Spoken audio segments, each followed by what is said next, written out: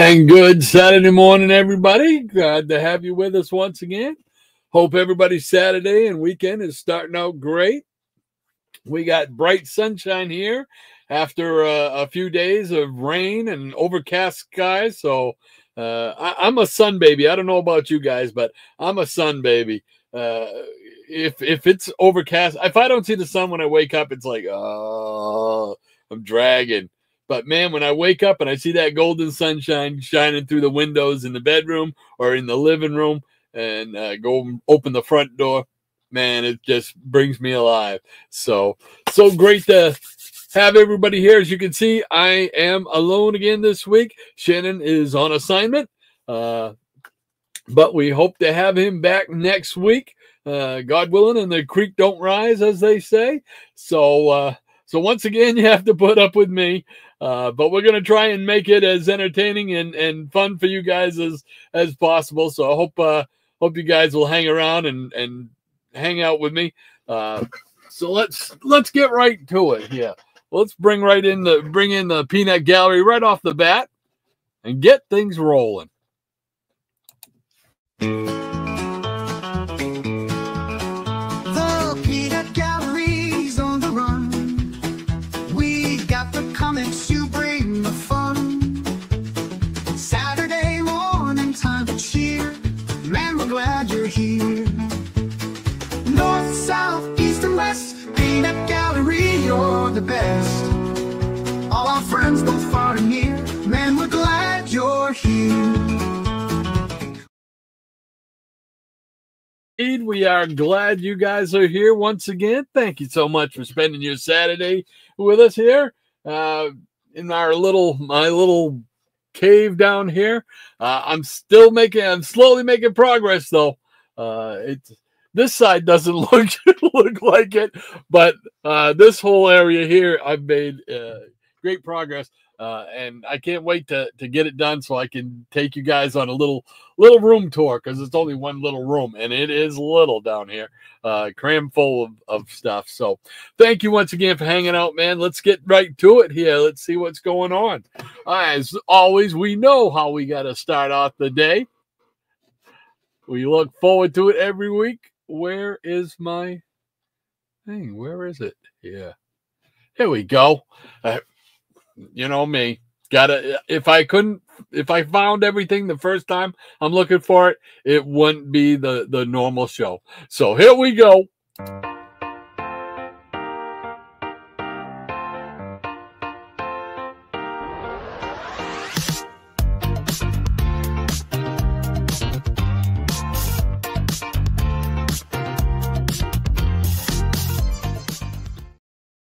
And we've got Anthony Perkins with us once again, sharing his comic book memory. So let's get right to it. Here we go. Anthony says, "Good morning, Peanut Peers. Dina, the Wonder Tot, I knew. Even Mom, the Wonder Tot I knew. Even Mom, who read Wonder Woman comics, said 7-year-old Dina looked like Wonder Tot. She lived in the apartment building across from our bungalow home. My siblings and me were her playmates, along with Michael, whose father managed the bungalows." And Michael says Anthony says Michael and his father lived above the 3 bungalow garages. Michael was a spoiled kid. He would pick and choose when he wanted to be friendly. One day he wanted to only play with Dina, so he shared one of his new toys with only her. Me and my siblings went back home to see if Mom needed us. She was busy taking a bath. Not even 5 minutes passed before we heard Michael crying. Dina hit him. Oh no. Dina hit him and took away his toy. We've got toy hijack.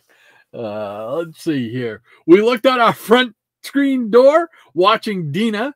We saw Michael's father coming downstairs.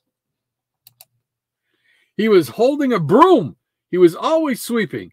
Dina stood up and he grabbed the toy from her, tossed it aside, then swung the broom at her. Oh my gosh, we got a Donnybrook going on.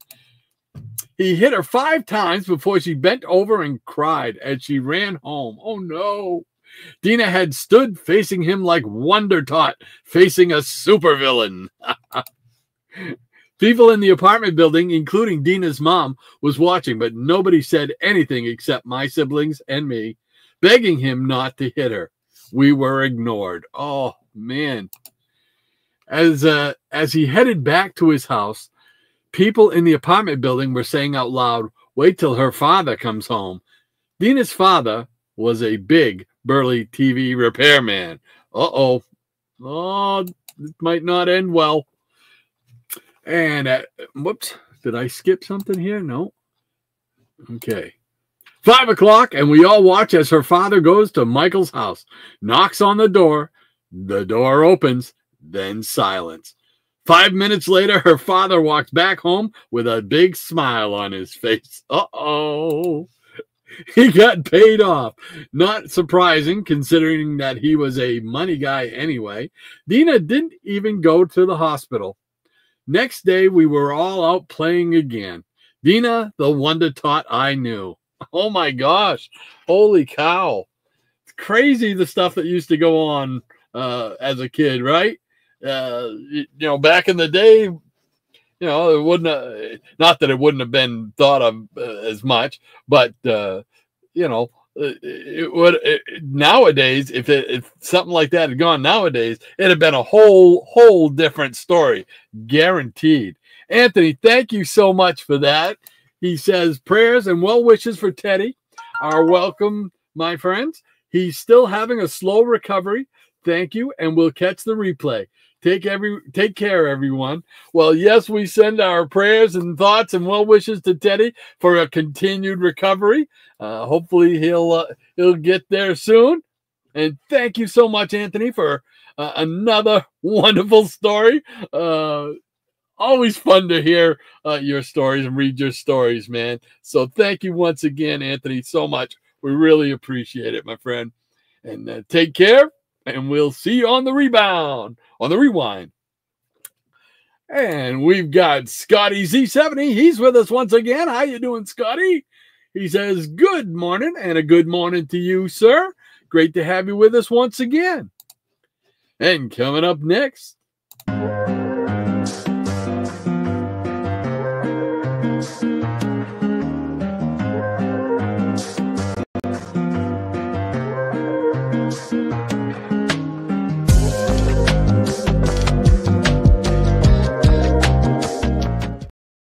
That's right. It's Easy Comic Reader's Comic Song of the Week. So thank you once again, ECR, for doing that. We greatly appreciate it and look forward to it every week. He says, good Saturday morning, everyone, to the tune of Lukenbach, Texas by Waylon Jennings and Willie Nelson. Hey, all right. I love Willie and Waylon. They were really, really big. I remember hearing them throughout like the late 70s and early 80s. They were played much in our house on the radio. So I like this song as a matter of fact as well. But I really like Mike's version of it here that he did. So, all right, I'm going to give it my best shot, folks. So I want to fix the camera here because it seems like I'm cutting off. There we go. Let's see if I can get my head down here. Whoops. There we go. All right, that's a little better. So you can see me and still see the captain and Adamant back there. So, all right, here we go. Easy Comic Reader's Comic Song of the Week. Let's see what he says. He said, all right, here we go. Me. You. I feel bad for you. All right. Let's watch some comic book memories with Rod and Shannon and the Nuts.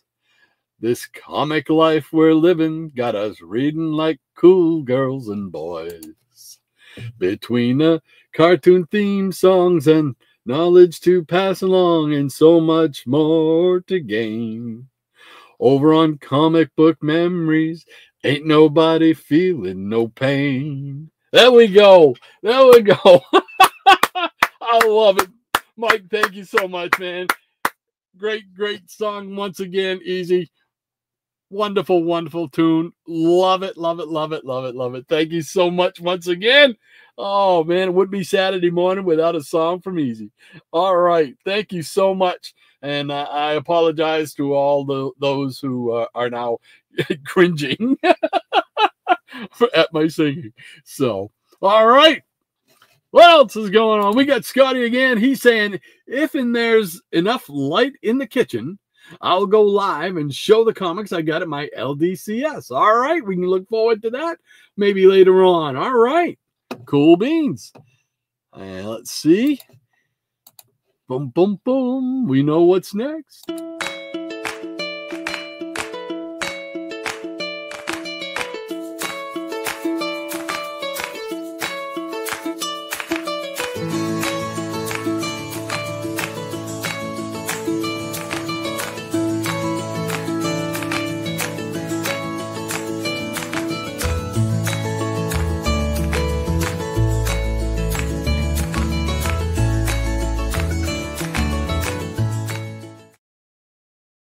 And good morning to the Baroness of the Blue Ranch. That's right, Maranya. She who keeps us all in line and keeps me on the straight and narrow here when it comes to the comics and the peanut gallery. So cool beans. Great to have you with us once again, Lady M. By the way, I hope your husband is doing well. How is he doing, by the way? Be curious for an update. See how he's doing. Hope everything's going well. And Maranya says she's replying to Scotty, I believe. She's replying to Anthony. She says, wow, glad you and your brother stood up to that bully of a parent, Anthony. Justice was served by Wonder Tot Dina's dad for sure. Sure sounds that way. That guy might think twice before he pulls that broom out again for anything but sweeping. That's for sure. Maranya also said, glad to hear that Teddy is on the mend, and he and you are definitely in our thoughts and in my thoughts and prayers, and you're in our thoughts and prayers as well. So cool beans. Hopefully everything's going well, and he'll have a quick recovery. And Scotty Z70 says, yes, my Super 7 Micronauts are out for delivery today. Isn't it great when you have something coming and you can look on your wherever, whether it be your email or whatever, and you see that notice saying out for delivery. It's like, oh, get here, Mr. Postman.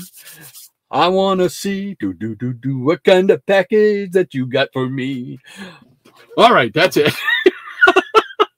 Oh, and Maranya says, great song as always, ECR. Dolly June and Amos Moses sure know how to pick them. Yes, sirree, Bob.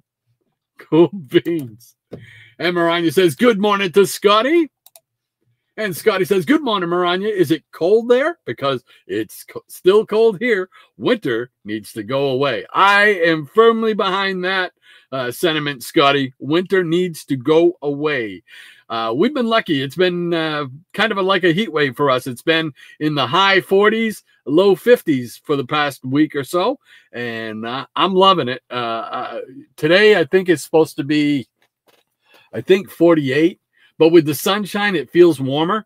So nothing wrong with that. So I am with you, Scotty. He says 44 degrees in the morning yesterday and 48 this morning. This is the end of March, not the end of December. Yeah, it doesn't. Up here in Maine, we might see 70 come probably sometime in May. We might see a rare day that might reach 70, but most of the time, for consistency, it would be probably May, beginning of May, end of April that we would see that. Speaking of April, while I've got it in my forefront of my brain, I believe, in case Triple P is here, Andrew, I will be going to that the Little Giant Comic Con in Concord, New Hampshire this next month. It's like the first Saturday in April. So unfortunately, we won't have the show that morning I want to say it's like around the 5th, but I can't remember right off the top. So just a little programming note, as they used to say. But it's the only convention that I go to anymore. And it's a lot of fun. Last year I met up with Andrew there and had a lot of fun there, scouring the long boxes and hunting for some gems. Had a blast, man. Had a blast. Even my wife, who is not a comic book fan or anything like that, although she does have 2 comic book series in my collection, Amethyst and Dazzler. Those are her 2. But she enjoyed it. She brings her crocheting, and she works on several projects. And we just set her up with a nice, we bring a camping chair and whatnot, a fold-out chair, and she just hangs out there. And I visit her every once in a while when I've got some comics to bring back and put them in a bag. So she's the watchdog for me. So anyway, the first Saturday in April, Comic Book Memories will not be airing. But the following Saturday, I'll show you what I picked up. So cool beans. I hope to see Anthony there again. So looking forward to it. All right, what else is going on? We got Marina saying 43 degrees and rain is expected here. I agree. That groundhog is on my list. There you go. Puxatawny Phil. At it again, causing trouble. Marina says, I'm working on a slow cooker pinto beans with onions, chopped tomatoes, spices, and ham hocks. 4 hours, and the beans are still hard. I'm going to keep cooking for 6 more hours. Oh, my gosh. Wow. So that would be like, what, 10 hours to cook it? Wow. Holy cow. I can't wait that long to eat. I'd have to go call and make a pizza or get a pizza. That's my thing. I know you guys find it hard to believe that I would eat any pizza, but Scotty says, be very, very quiet. I'm hunting groundhog. And I am one of us. Hey, how you doing? I am one of us. Great to have you back once again, my friend. Hope your Saturday's going well. He says, good morning, Rod and Shannon, if he's there. Unfortunately, he's on assignment, but I'm sure he'll see this and appreciate it when he does watch it on the rewind. He says, and hi to all the people in the Peanut Gallery. Thank you so much. I am one of us. Great to have you with us, man. Cool beans. Marina says, good morning to I am one of us. And Michael Taylor, hey, Michael, how you doing? Great to have you back again. He says, cool thumbnail. Loved Bozo growing up. Bozo, I vaguely remember around here. The guy who did it was Frank Avarouche. He was, I'm not sure. When I was looking it up yesterday, I'm not sure. At one point, they say he was like the first Bozo the Clown to be nationally syndicated, I think they said. But didn't anybody that knows out there, didn't Larry Harmon create Bozo? And wasn't he the first Bozo the Clown? I'm not sure. Anyway, Frank Avarouche, who was the first Bozo around this area, he wound up working at local channel 5 in Boston, WCVB, out of Boston, Mass. And that's where I remember him. And when I found out that he was Bozo, it's just such a dichotomy. You wouldn't picture this guy who did introductions to movies and stuff. He had a show called Great Entertainment, and it was talking about movies, and he had guests and stuff. And he was very, very dapper and everything. And to believe that he was Bozo the Clown, that just blew my mind. You know, of course, we didn't have the internet, so I couldn't look it up and everything then. But I did look it up yesterday. Was it yesterday or the day before? Might have been the day before. Looked it up. But yeah, I was talking to my wife about it. Yeah, Bozo was Frank Avarouche out of Boston, Massachusetts. So cool bean. Marina says, fun fact, the Bozo cartoons where he pops out of the box, it used to scare the devil out of me because of the jump scare factor. Yeah. Oh my gosh. I remember the Bozo that I remember they had it started out with a cartoon beginning, and it would be like you're running around the inside of a tent, and then you would finally get to the big top and whatnot. And then at the end, I remember he would say, "Just keep laughing." That's what I remember about Bozo. I didn't get to see much of him, like I said. Big around here was Major Mudd, who was an astronaut for a kids show. And he would have kids in the audience, and they would show cartoons, and he'd give out prizes and do comedy skits and stuff like that. Also big that he was on Monday through Friday at like, I don't know, 6 or 7 in the morning. And then we used to have on Sundays, for a while it was Saturdays and Sundays, and then it just wound up being Sundays the last couple of years of the show, was Boomtown with Rex Trailer. And Boomtown was big on Sunday mornings for me. I remember it. Saturday mornings, I don't remember it too much. And that might have been because I was too heavily watching cartoons, into the cartoons. But we used to watch Rex Trailer. He passed away, I don't know, probably 10 or more years ago, maybe. But that was good. They again, a kid show, Western themed, obviously. But he had a great theme song. Well, there were two theme songs. He started out the show at his cabin, right? Up in the wilderness, out in the plains, and he'd say, "Well, okay, I gotta head into Boomtown," and he would go out, get on his horse, and then they would cut from like a video to film footage, and he'd be out on his horse, and he would be riding the path going into the town. But when they played that bit, they played a song called Hoofbeats, and I love that song. That's just like a classic old Western song, from like the 40s or 50s or something like that you'd hear. Excuse me. And then once he gets to Boomtown, he met up with, I remember his sidekick being Sergeant Billy. There was one before that. I can't remember. I don't remember seeing him if I did. But they were, they'd sing the song, "Hey, everybody, it's great to see you," and boom, boom, Boomtown, and he'd sing that. But they'd do the same thing. They'd have prizes for the kids and cartoons. They used to show Hercules, the cartoon Hercules. They also showed, I think they showed some Davy and Goliath. And they also showed Stingray, with part of the Super Mario Nation. So cool beans. Sorry, I get this sidetracked, guys. Scotty says, "It's sunny but windy here. Yesterday, that wind felt like ice." Yeah. Michael Taylor says, "Good morning, Rod, Shannon, wherever you are." Yep, he's out on assignment once again. So, but we hope to have him back next week, and we'll have another great show together.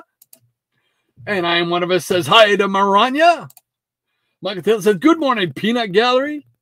And a good morning to you, Michael.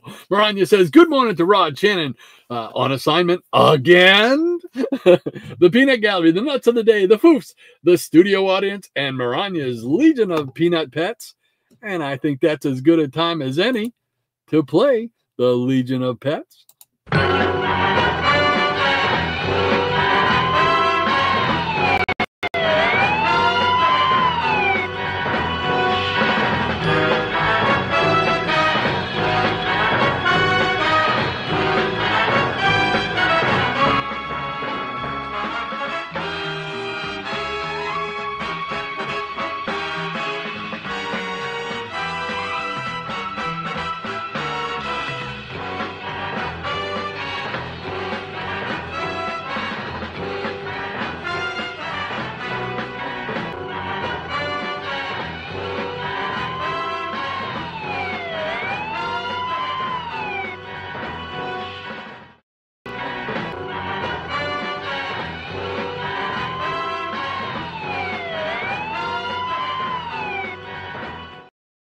There we go, the Legion of Peanut Pets, and hello to all our furry four-legged friends. Glad to see you all here. Hope all of them are doing well. We want updates from everybody who's got those furry little friends. Let us know how they're doing today. Let's see what else we got going on. We got Scotty saying, Big Burly TV. What's a Big Burly TV? Michael Taylor says, I'm lucky today. It's going to be sunny and 60 here in New York City. Excuse me. New York City. Wow, 60. Yeah. Cool beans. Yeah, in the sun, man, if you got no wind and the sun's out, it feels like it's like 5 or 10 more degrees for me anyway. And I get cold. You guys all know I get cold at the drop of a hat. You know, for me to be comfortable, it's got to be like 80 degrees, you know. So, but cool beans, good. Enjoy that sunshine, 60 degrees, Michael. Werewolf by lunchtime. Hey, how you doing, man? Great to have you with us once again. He says, what's up, guys? Mrs. Werewolf is watching, but Rico is out exploring. There we go. Scotty says, New York City uses the Fahrenheit system? Question mark. I thought that everyone outside the U.S. used Celsius. Outside the U.S.?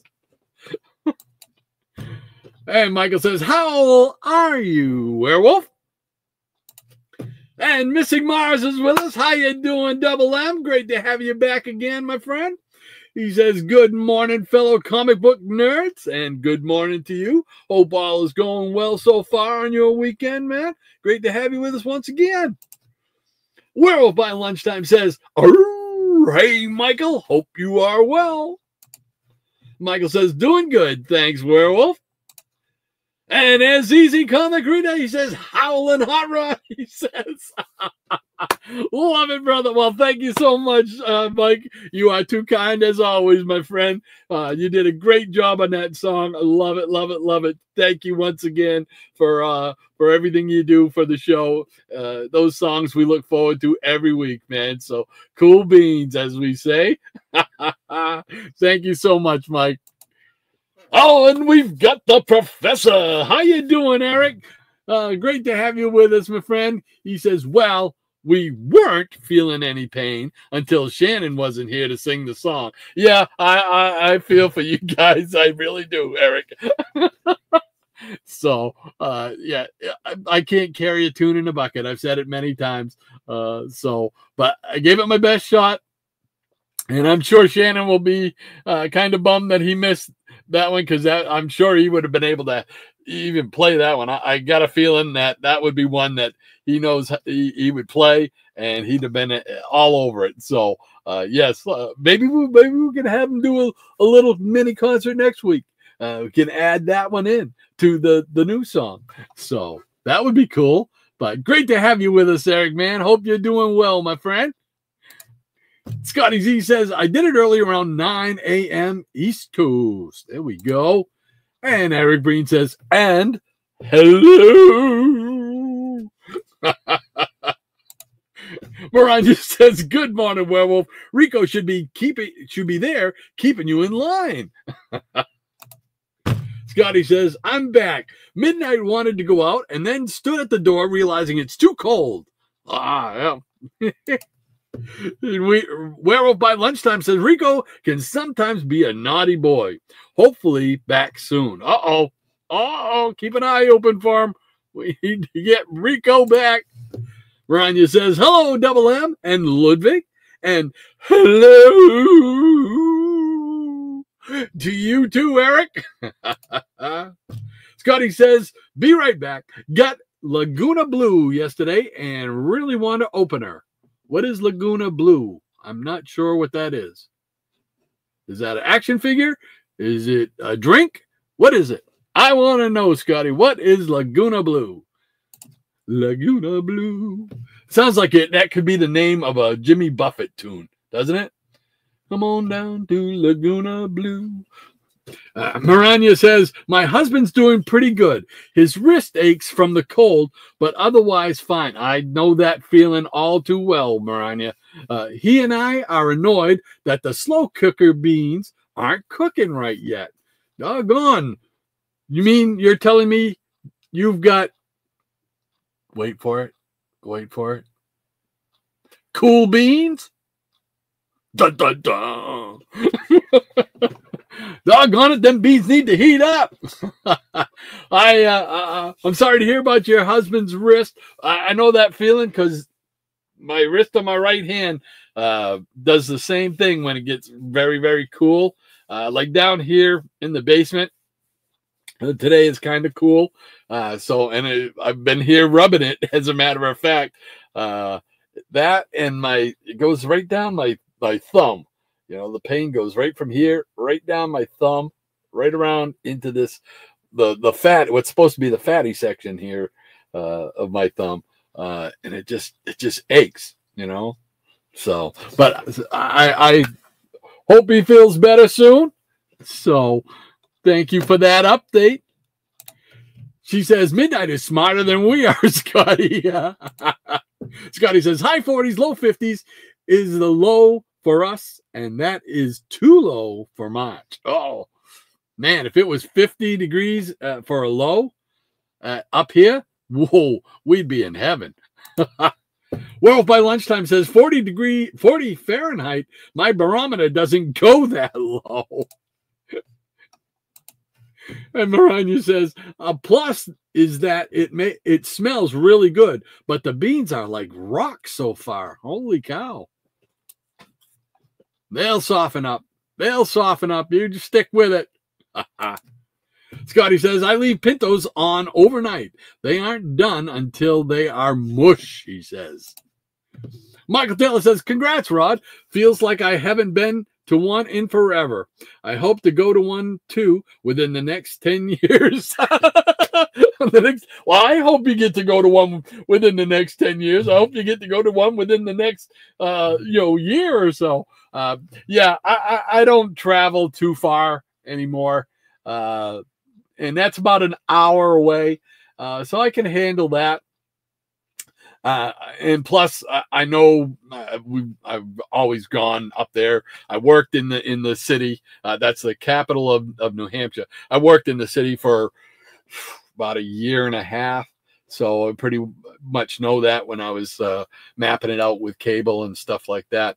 So it's real easy to get to, you know, Route 4, head all the way in to Everett Ice Arena. And that's where they have it at a hockey arena. So it's real easy to get to. Now, they have conventions, obviously, in Boston and that area. But I can't drive in Boston. I mean, I never liked driving in Boston when I was able to drive in Boston, you know, and have the good reaction time to deal with people cutting you off or whatever, you know. But now, no, I don't need that kind of hassle in my life. So the last time I got to go to Boston convention was 2017. It was a gift from my daughter, my lovely daughter, and her boyfriend at the time. Oh, her friend at the time. And they bought me a ticket to go. And it was not just a ticket, but they also got me thing to see Stan Lee, to get an autograph by Stan Lee.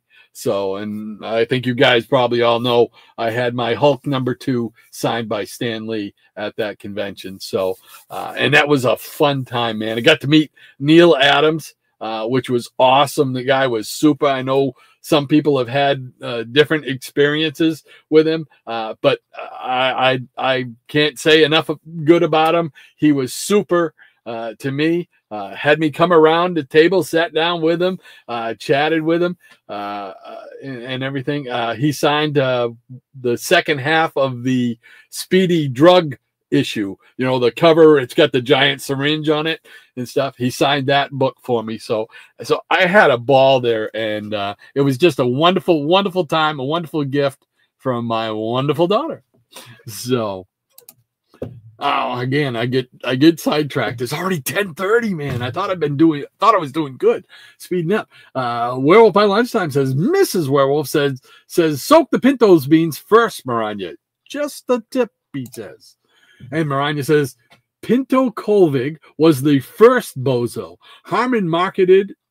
Oh, he was the first one. Harmon marketed and syndicated bozo, but he was not the creator. Okay, because I could have sworn that's what they said in the little thing that I watched and read yesterday. Cool beans, pinto. How funny is that? We've been talking about pinto beans, and the guy's name is Pinto. It's going to be a Pinto Saturday, right? That's cool. Cool beans. Thank you, Maranya. I knew you'd have the answer. So thank you so much. Maranya says, I did for like 10 hours, Werewolf, but thank the missus for me. And Scotty says, I don't know. I've worked for so many bozos in my life, but none that looked like that. Scotty says, I just remember the guy with the guitar playing the song, We Love the Little Rascals, Little Rascals, Little Rascals on Sundays, and then showed a few shows. I think he was a cowboy. Interesting. And Maranya says, Larry Harmon was the Bob Kane with regards to Bozo. And I believe Pinto Colvig was the actual creator and originator, along with, I believe, Capitol Records, much like Bill Finger with that. Okay, I got you now. I got you. Yeah, now I want to research it. I'm going to look up Pinto Colvig this afternoon. I got a couple things, and that's the other thing. I got to try and be out of here as close to 12 o'clock as I can today because I have some family commitments that I need to do today. So I'm going to try my best. So Scotty Z says, the only other show like these I liked was the Late Late Show with Craig Ferguson, Secretariat.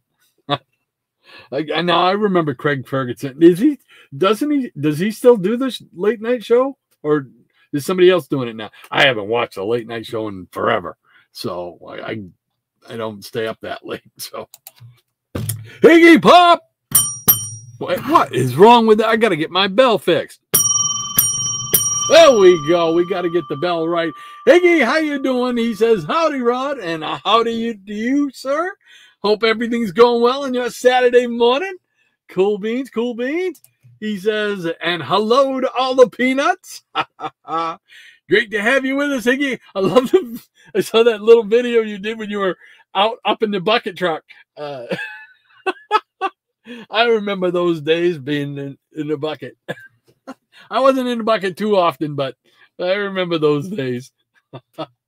I was never one for I had a fear of heights. So what type of a career did I go into? One that you have to deal with telephone poles, climbing, whether it be on a ladder or spikes. No thanks, no thanks.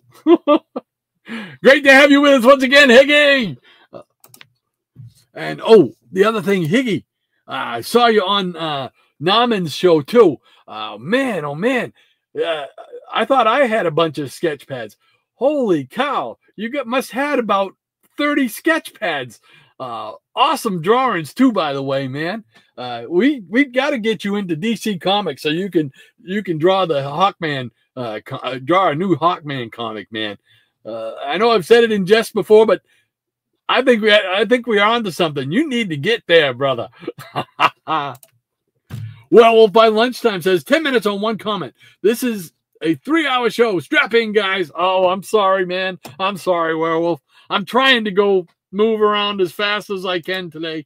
So, Michael Taylor says one of my favorite childhood shows was Wonderama. I remember that. Was that the one? It was Saturday mornings on about 11 o'clock, at least here in the East Coast. Was that the one, though, that had Paul Winchell as the host? I'm curious, Michael, because I do remember something. Wasn't it Wonderama? Yeah. Maranya says, Higgy Pop, how are you and Hawk Dog doing today? I bet he loved the ham hocks. He'd love the ham hocks I have in my slow cooking beans. Yeah. And Triple C, how you doing, Rob? Good morning to you, sir. He says, good morning to all. Great to have you with us once again, Triple C. By the way, I love the stuff you're doing with the AI, man. Every week I see new comic covers that I'm dying. What you did, the opening that you did for Crazy Joe, that's unbelievable. I mean, that looks like it was professionally done, man. I mean, that is just incredible, the stuff you can do. And everybody, don't forget, he's got the $3 auction going. Starts at $3 today at about 12:45ish or so, and then tomorrow he does it at noontime. So don't forget to get over there once the show is done. Hopefully we'll be done on time today, and get over there, get a front row seat, and get some really cool comics, man. So great to have you with us, Rob. Cool beans. Brian says, Wonderama. That was a Sunday tradition for me growing up. It was on Sunday for you? Brian says, good morning to you, Triple C. Higgy Pop says, oh yeah, Hawk Dog is drooling. Michael Taylor says, oops, Wonderama should say. Yeah, that's what I thought you meant. I remember but I'm just curious if that was the one with Paul Winchell. Paul Winchell did one, and I can't remember if it was like Runaround or if it was Wonderama. I can't remember. Werewolf by Lunchtime says 60 Fahrenheit I would freeze and fall off in weather like that. Oh, jeez. And Scotty says, Laguna Blue is a fashion figure in Monster High. Okay, I'm not familiar with Monster High or Laguna Blue, but cool beans. And why is my thing not plugged in? That is not good. Oh. Where? Oh, hold on, we got technical difficulties because I gotta find where that goes. Where is it? Oh, no. We can't be having that. Whoops. Knocking things over. Oh, where is it?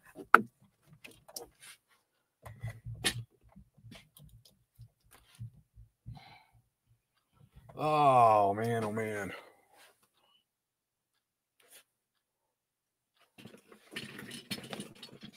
Okay. I will be right back. I've got to go run upstairs and get my plug in, my charger. So stay tuned. Just watch the captain. Make sure he doesn't do anything.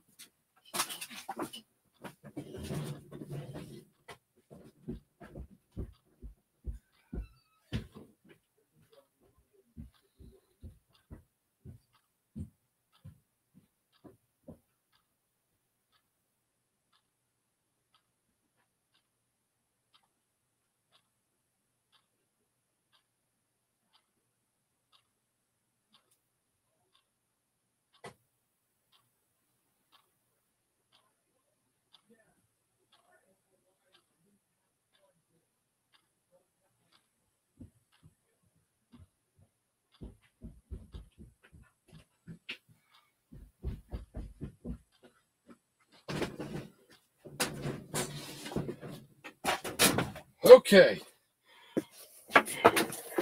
All right, I'm back. Let's get this plugged in so I don't go off the air. There we go. That. Come on. Don't get all tangled up. Please work with me. Come on.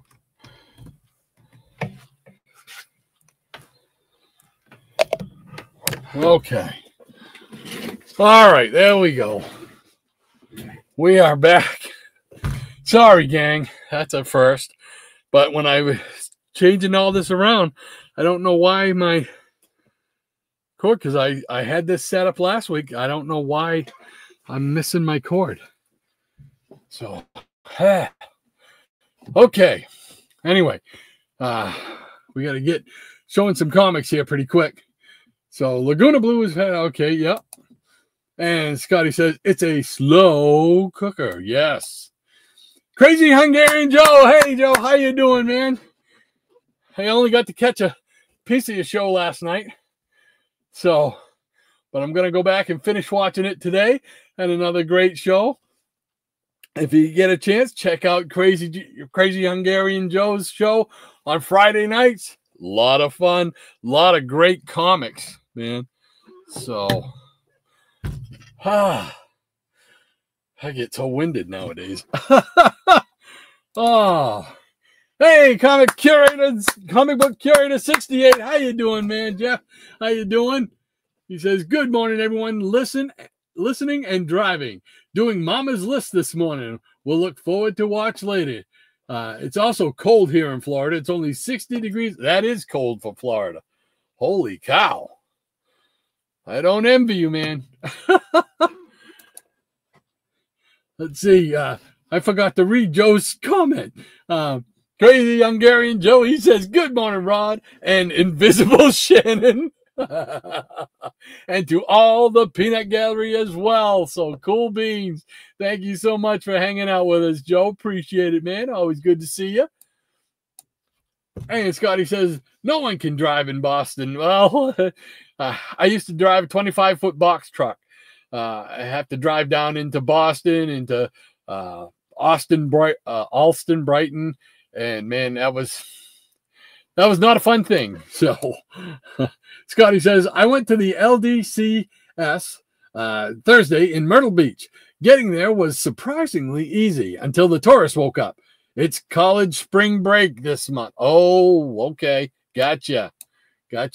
Michael Taylor says the New York City Comic-Con is not far from me, but admission price is outrageous. Yeah, I bet. Holy cow.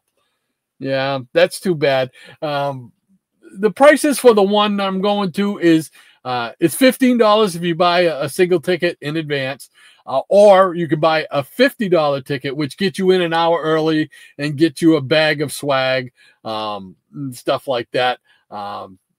I think I'll probably just go with the if you go buy the ticket the day of, it's $20. So I'll probably just be lazy and just pay for my ticket when we get there. I'll buy a ticket for me and the missus.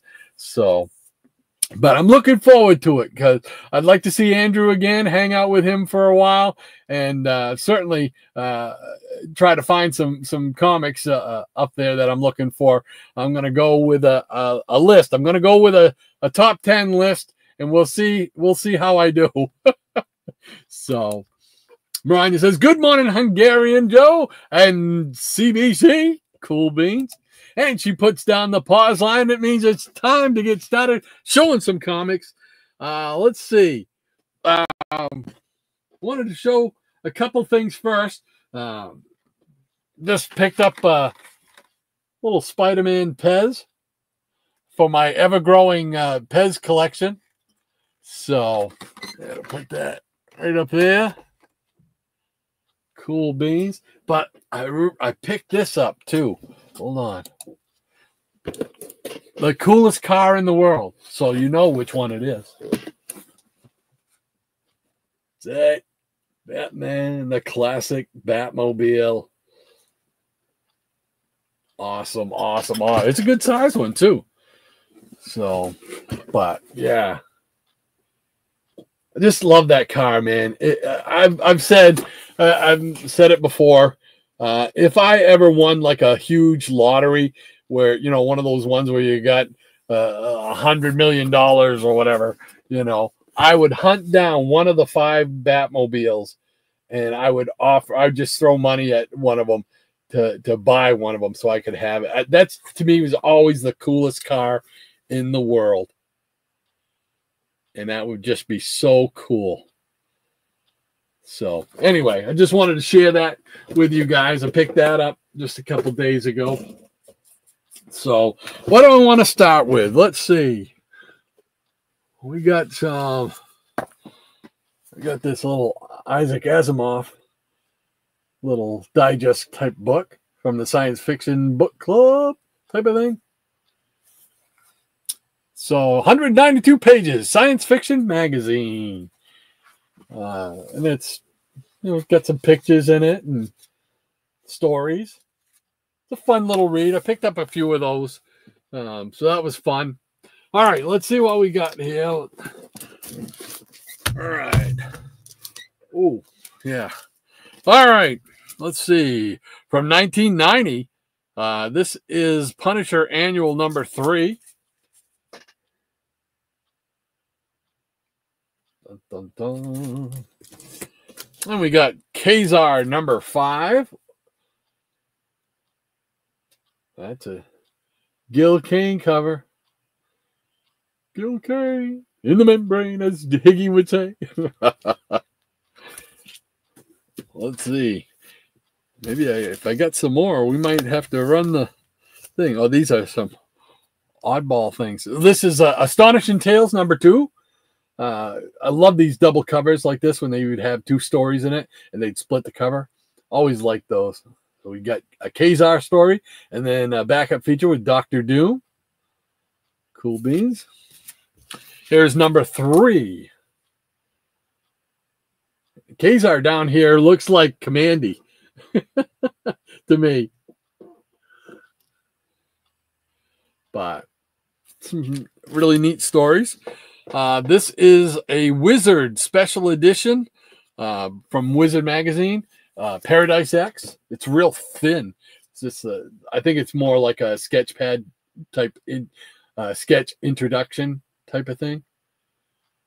But just that's a great cover. I think that's Alex Ross, if I'm not mistaken. It sure looks like it might be him. His style.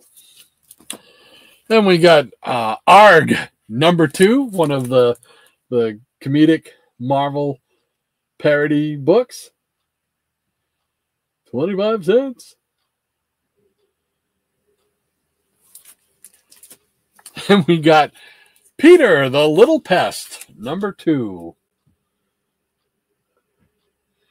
I think I heard somewhere or I read somewhere that they retrofitted this to be Peter Parker.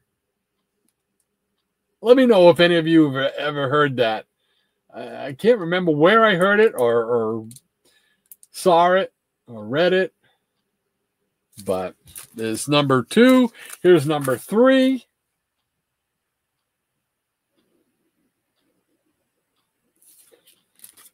And then we got Homer the Happy Ghost. Marvel's answer to Casper. Actually, I think these were reprints. Was this? I believe they were reprints. I think, if I'm remembering correctly. And here is number 2. I like this cover. This looks like it could have been a Casper cover right there. Casper, the friendly ghost. Homer, the happy ghost. The happiest ghost you'll know. So, all right. Let's see. These are some books that I picked up at the comic store the other day. Primarily because I wanted to show. Whoops, I got them backwards here. So, just real quick, because I know we primarily deal with the older comics. Picked up the reprint of the facsimile for this one here. I sold mine back a few years ago. Picked up the first issue of the Red Hulk. So check that out and see what that is. Number 3 in the ongoing saga of the Atom Project. Cool beans. I picked up Combat Kelly number 9, Bronze Age. Love it. So I picked that one up. Hell Hunters number 4. Still picking that one up. But here is Immortal Thor number 16. I picked this one up because I always like this character too. Radioactive Man. I like that villain. So, and Justice League number 4. And JSA number 3.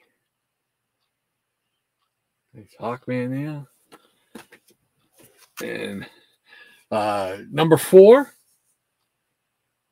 Dr. Midnight. The new Dr. Midnight. That looks like it might be Solomon Grundy there in the background. I'm hoping. I haven't read it yet. I'm hoping it would be. And I picked up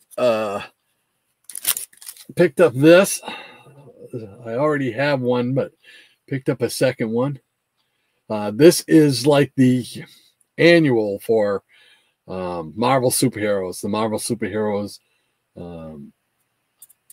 book, which is what was it? Fantasy Masterpieces, I think it was. Yeah, the original Fantasy Masterpieces turned into was Marvel Superheroes with issue number 10, I believe. So, but I mean, this was cheap enough. It's a square bound. I love it. So I picked that one up, a little extra. And then I picked up this because my copy, I needed an upgrade. And this is Metal Men, number 42 from Bronze Age, 20 center. So I got an upgrade on that one. And I know a lot of us don't really dip into the new comics and stuff like that so much. But this one here I came across, and I got it. This is like a throwback to what looks like late 60s, early 70s. And I just had to pick it up, and I liked it. I liked the story in it. I love the premise, and it doesn't take itself seriously, but it's pretty cool. It's from Laser Brain Comics. I've never heard of them before, and I believe this is the first issue. And it's called the Super Society. And it's kind of like a throwback, you know. It's pretty cool. It's a group of superheroes. Even on the back, you got a nice little poster thing of them. Let's see. Inside, it gives you a little history. And let you know who the characters are. And then I'm trying to look at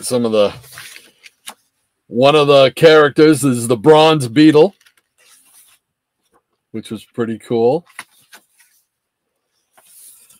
There's the Bronze Beetle down there in the corner here. So let's see.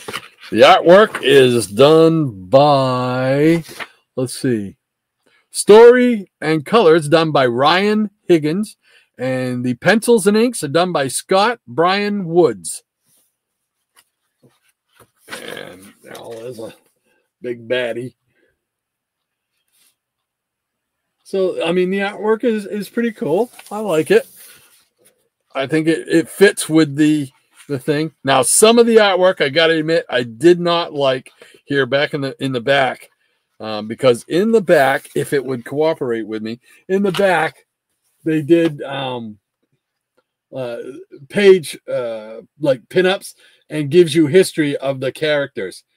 This was pretty cool. The Bronze Beetle and Dr. Warlock, Owl Girl, and Hanuman, which is like an ape character. This is the artwork I wasn't too fond of. These two pieces of art are just not my style. Talos and Mr. Mercury. And it looks more like it would be in Mad Magazine than in a superhero comic. And then the last one is the Green Flame. So, and then the Super Society will return with Laser Brain Comics number 3. So, but anyway, if you're looking for something to try out, I recommend the Super Society. Like I said, it's a fun little throwback to the late 60s, late Silver Age, early Bronze Age. So, a lot of fun so far anyway. I enjoyed it. All right, what else we got over here? We got some more thickies, as they call them nowadays. Let's see, we got Kazar number 1.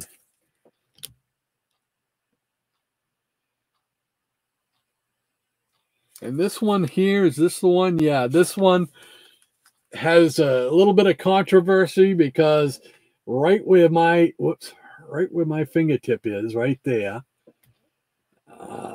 I can't get it close enough for it to show. Supposedly, and it's all up to interpretation, I guess. The shading there, the sketching, there is a cuss word, a 4-letter word. So that's what this book was known for. So here is Kazar number 2. No cuss words on this cover. There's some classic artwork. And number 3.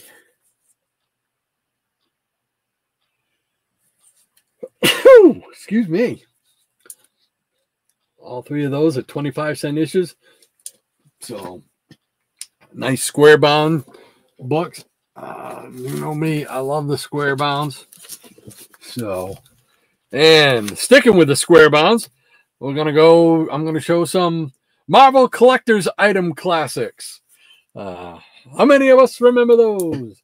Here's number 1, reprinting a lot of great classic Marvel Silver Age books. Square bounds, just, you know, Shannon and I in our square bounds. Here is number 2. This great stuff.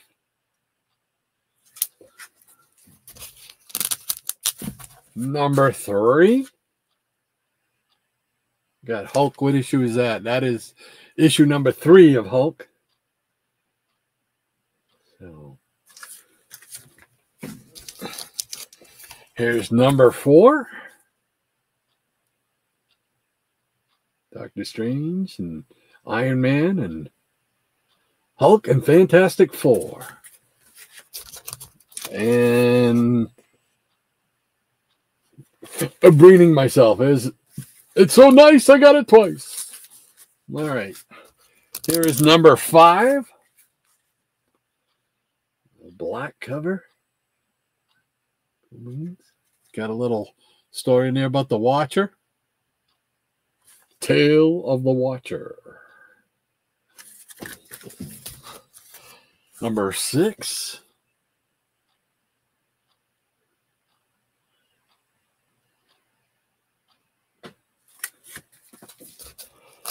Number 7.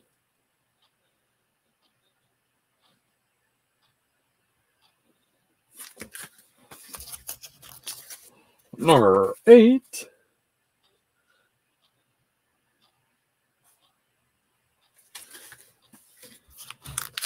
Number 9. Number 9. Number 9.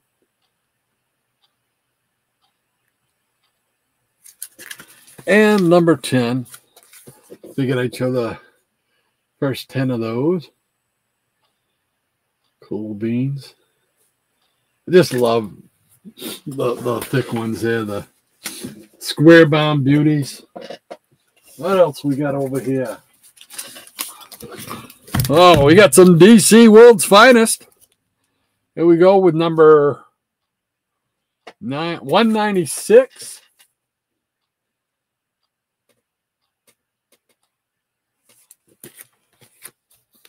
One of my favorites.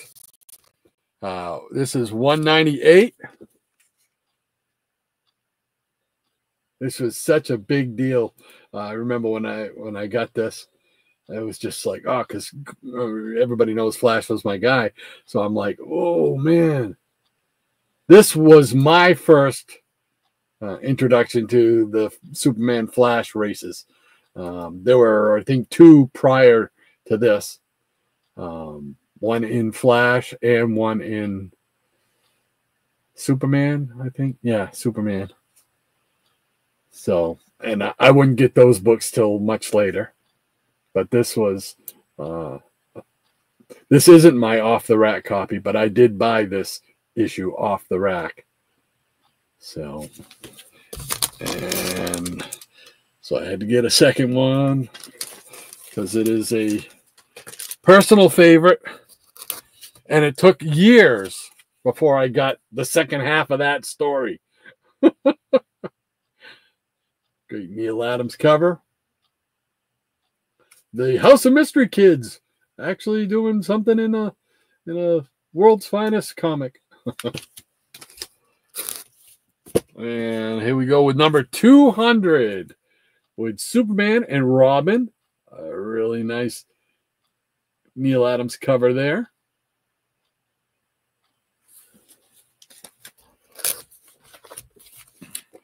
And number 201, Superman and Green Lantern, guest starring Dr. Fate as well. Now it can be told. I liked this run in World's Finest, where Superman teamed with other heroes other than Batman. Not that I hated Batman or anything, but it was just a welcome break, to see Superman teaming up with other heroes. And then once in the mid to late 70s there, when they started DC Comics Presents, I was big into that. I really liked those. Here is number 202. Speaking of Batman, he's back in this issue.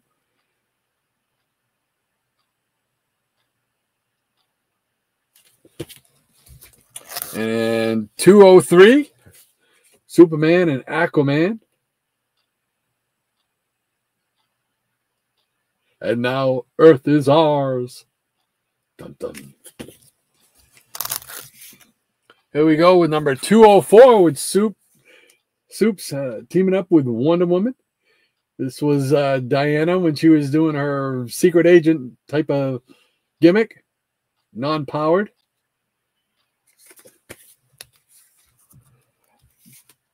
Here is another 25 center, 205 with Superman and the Teen Titans. That's a pretty neat cover too. I like that cover. And number 206, Superman and Batman. A couple other stories thrown in there, reprints. Into the weird adventures on other worlds. Dun, dun, dun.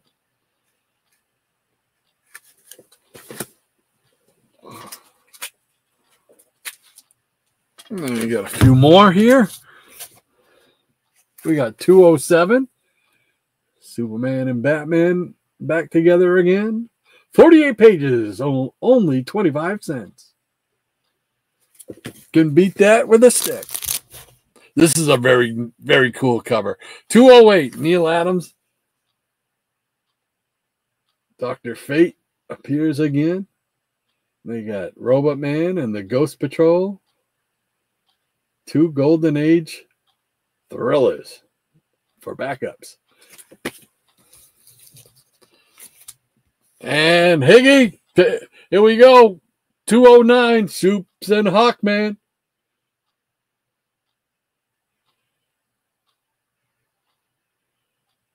There we go. Here's 210, Superman and Green Arrow.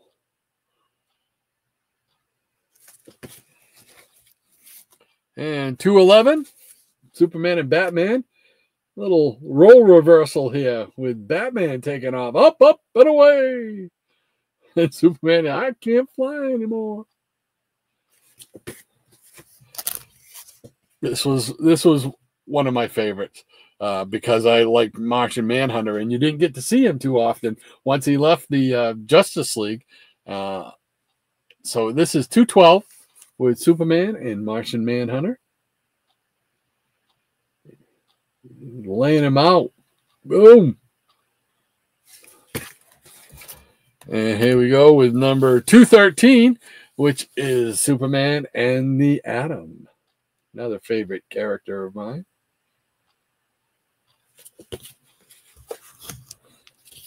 And 214, another character you didn't see a whole lot of, but I always enjoyed, the Vigilante, the original Vigilante. This one's got the werewolf in it. Got a werewolf. Woohoo! But that was pretty cool to see. I could never figure out was Vigilante on Earth 1 or Earth 2, because he seemed to have adventures in both, I think. So here we go with number 215, Superman, Batman, and their super sons. But they don't look like they're too thrilled with their parents there. Saga of the Super Sons. And this right here, we've got number 217, Heroes with Dirty Hands. But it's featuring Metamorpho with them. Co-starring Metamorpho, man. Can never have enough Metamorpho. All right. Let's jump back in, see what's going on here. Thank you once again, Maranya, for the pause line. Appreciate that. We got Michael Taylor saying, I have some good small cons by me. Need to get to one of those in the near future. Yeah, you never know what you can find. You know, that's the thing. You never know what you can find. You know, you wouldn't think. There's been many places that I've stopped and I've never thought I would, you know, I'm probably not going to find anything. And then all of a sudden there'll be that one book. And it's just like, oh, I need that, you know, looking through my little flip notebook, you know. So cool beans. I hope you do get to one, Michael. I know you'll enjoy it, and I know you'll get there. Ranger Sly, how you doing, Ranger? Great to have you with us, sir. Our neighbor to the north. He says, good morning from Canada with maple syrup on top. I love it. Great to have you with us, Ranger. Hope everything's going well north of the border this morning for you. Take care. And Maranya says, Laguna Blue is a prettier version of the Black Lagoon monster. She's blue, of course. Oh, is she sad? All right. Thank you, Maranya. Scotty says, sadly, Craig left the show long ago, but the parts that people put on YouTube are fun to revisit. Oh, yes. Okay. Yeah, because I did like him. I thought he was funny. Just as a comedian and whatnot. I like his style. He was funny. Crazy Hungarian says, good morning, Maranya. And Maranya says, good morning to you, Ranger. We put some maple syrup for flavoring in the slow cooker beans and thought of you. Scotty says, sadly, the new Laguna Blue is pink. So now I avoided her. I only justified getting her to rename her Sheila Sea Monkey. Maranya's, the original Laguna was my favorite G1MH. Cleo is G3. And I'm not sure what the G signification is. So I'm pleading ignorance. Scotty says, fave. Yeah, there you go. We don't have cons here, but I'd be willing to go to Chaka Con. Werewolf by Lunchtime says, Rico's back. After 6 hours of exploring, I would put a tracker on him, but I think sometimes it's best not to know where he goes. He's going out to the cat bars. Scotty says, AI is all fun and games until they exterminate the human race and send T-800s to get those of us hiding. Isn't that the Terminator models? Race. That's why my brain is putting rays for race. Michael Taylor says, Rod, he wasn't my host. He wasn't my host. Sonny Fox was my Wonderama host. Okay, and again, I could be totally out in left field. I was trying to think of, it might have been Runaround that Winchell was the host of. Paul Winchell, the ventriloquist. So I can't remember Wonderama. So I don't know. I want to say it was on at like 11 o'clock on Saturdays, but I think I could be all washed up on that one as well, Michael. So Scotty says Laguna was my fave. She was an Aussie and a surfer. And of course, those are the coolest of the themes. Cleo is from ancient Egypt, which has always been a favorite theme to me. A Pharaoid of micro knots. There you go. And Marina says Bob McAllister was the Wonderama host growing up for me. That name sounds familiar. Bob McAllister. What else did he do, Marina? Because that name sounds very, very familiar. Scotty says, wait, did Rod go upstairs and get his Monster High figure? No, I don't have any Monster High figures. Never even heard of the figures for Monster High. So I think that was after my time as far as watching Saturday mornings, Monster High. Werewolf by Lunchtime says, this is quality television. Yeah, I'm sorry, man. I apologize to everybody. I don't know what else to say. I don't know where my charger went to. I've always had it right there. I have no idea. So I apologize. Werewolf by Lunchtime also says, anyone else have that Marvel Spotlight 6 in the background? Yes, I got my 6 right there. So that's about as close as I'll ever get to number 5.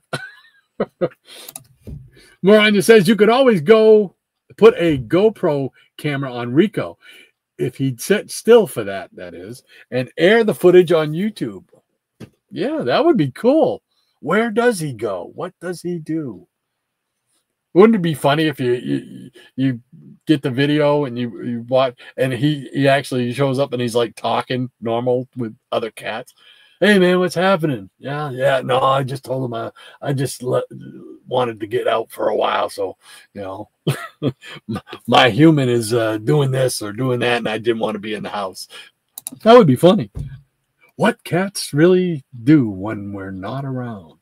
Michael Taylor says, Rod, you're almost as fast as your DC guy Flash. I tried to be, but I don't move as good as I used to, Michael. But thank you for that. Werewolf by Lunchtime says, I can't put a normal collar on him, Maranya. True, and I know he was chuffed at wearing the cone of shame recently. Oh no. Scotty says, I hope you collect Pez dispensers and not the candy. That would attract ants. The candy, I never open it up. I mean, it just stays in the package. I don't open up the package. But I've never had trouble with ants down here. So Michael says, I prefer the smaller cons, not a fan of crowds, and cheaper. Yeah, I agree, Michael. The one that I go to in Concord, I don't consider it a big one. It is it's good size. That's what we call good size. It's good size. Also, they have a number of artists there. The big artist again this year is Jim Steranko. And if you have never seen Jim Steranko at a convention, he is hysterical, man. He is awesome. He makes everybody feel, like you're part of the event type of thing. He will engage with everybody. He shakes the hand of everybody.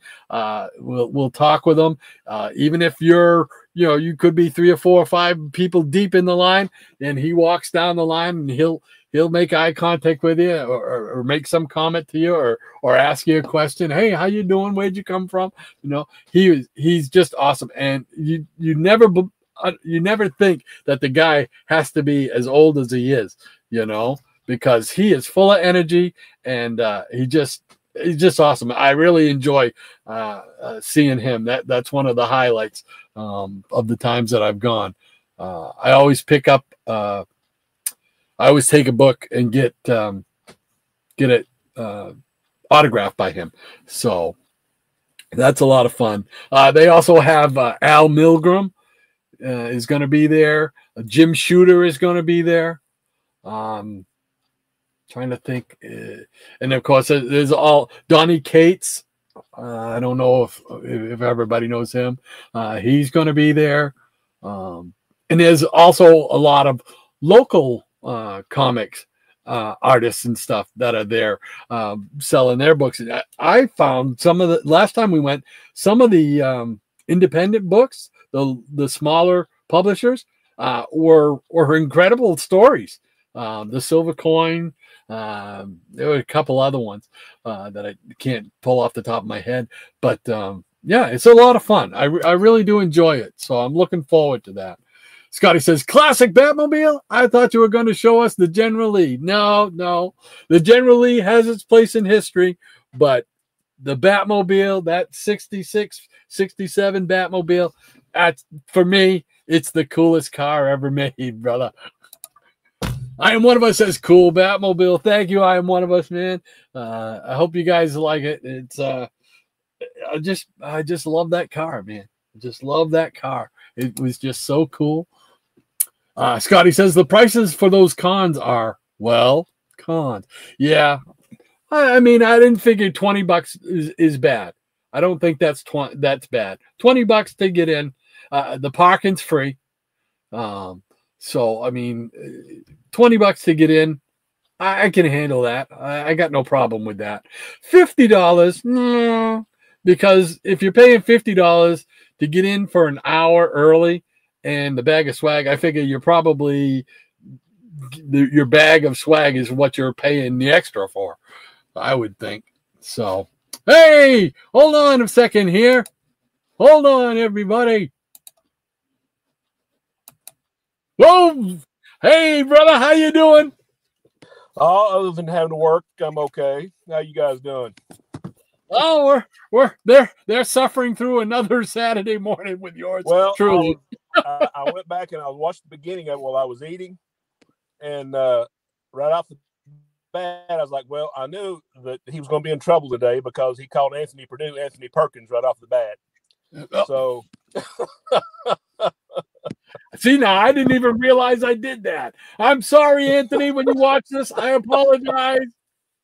Oh man, I got to get back in her on a regular basis, man, because it's falling apart. I mean, I'm apologize for my absence, but you know, you gotta do what you gotta do here, and I'll be back to help Rod out as soon as I can. But you know, no, I'm just giving him a hard time, man. He runs a great show without me, and I know you guys are entertained. And oh, we miss you, man. We miss you.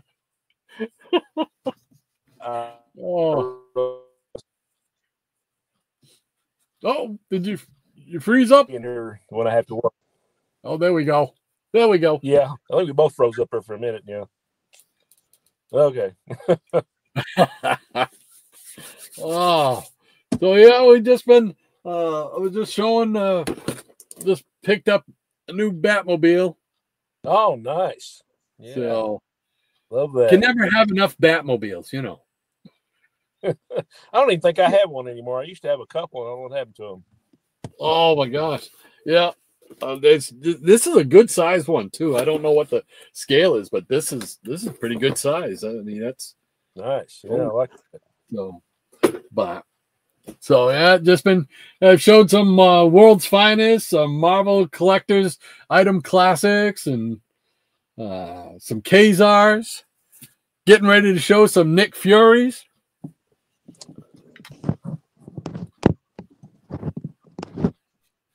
You would have been right at home, I think, with the song today too. Uh-oh. You still there? Yeah, I'm still here. Okay. Yeah, the song this morning. I tap into. Do what? What's that? The song this morning from ECR was based on Looking Back, Texas by William Whalen. Yeah. He sent it to me, and I said, well, I'm not going to be able to show up, but I said that's great lyrics. I said, well, maybe we can do your version next weekend too. No need for that. No need for that at all. Oh, come on. I know you must be right. You must love that one. That's a classic. Oh yeah, I know that one. I've played that one a lot back in the day. So yeah, it's a good tune.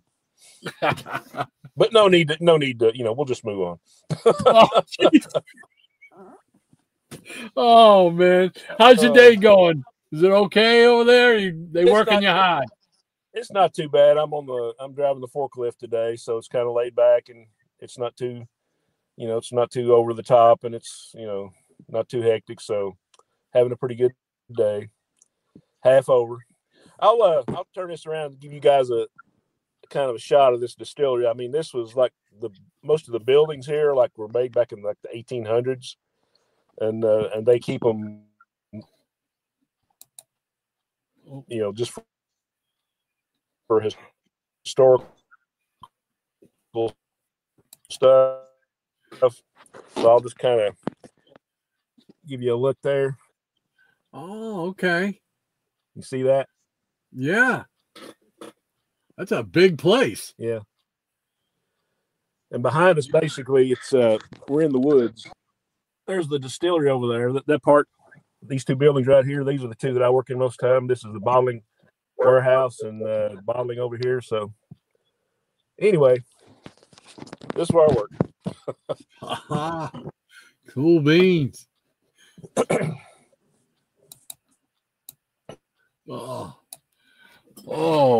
But so it's just been a comedy of errors. My all of a sudden I got the little notification. Yeah, if I'd have thought, I actually got a little package in the mail. I got some stuff from Tomorrow's. I picked up. Yeah,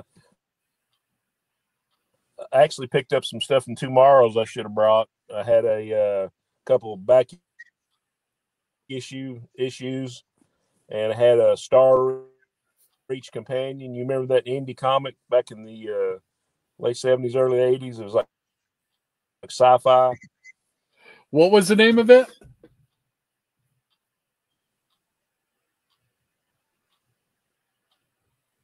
What was the name of it again? I must be lagging or I'm froze. Yeah.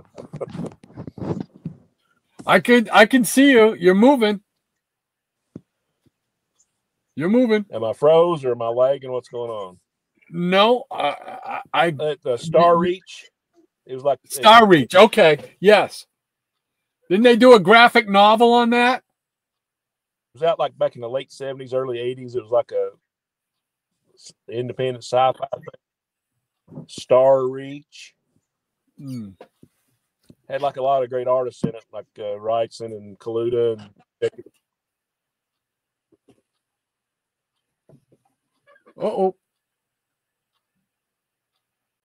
Uh-oh. Yeah. Oh, there you go. All right. So, now I remember that one. So, now you're moving. I see you. So, but, yeah, maybe we'll be able to hopefully see those next week, maybe? They might have.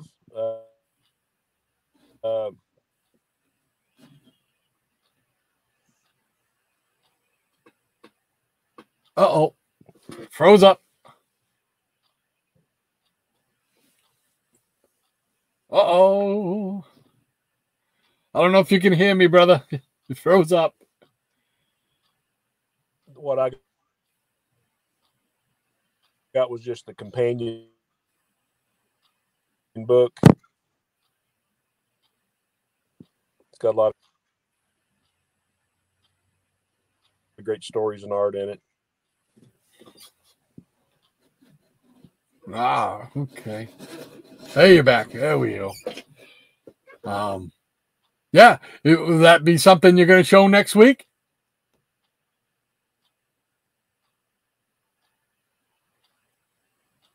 Uh-oh. I think you froze up again. I don't know if you can hear me.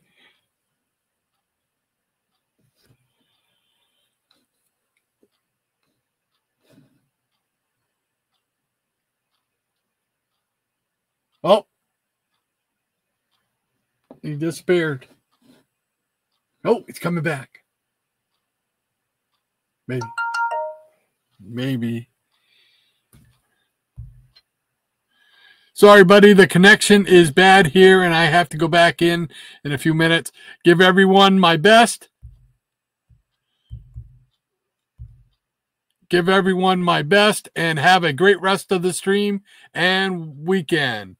So there we go. Unfortunately, he was having technical difficulties, and but that was a great surprise. Great to see him. Yeah. All right.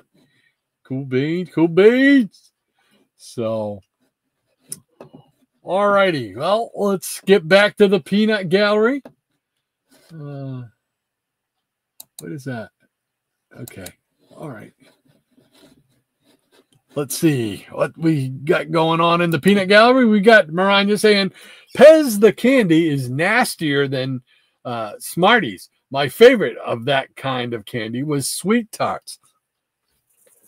Yep. Let's see.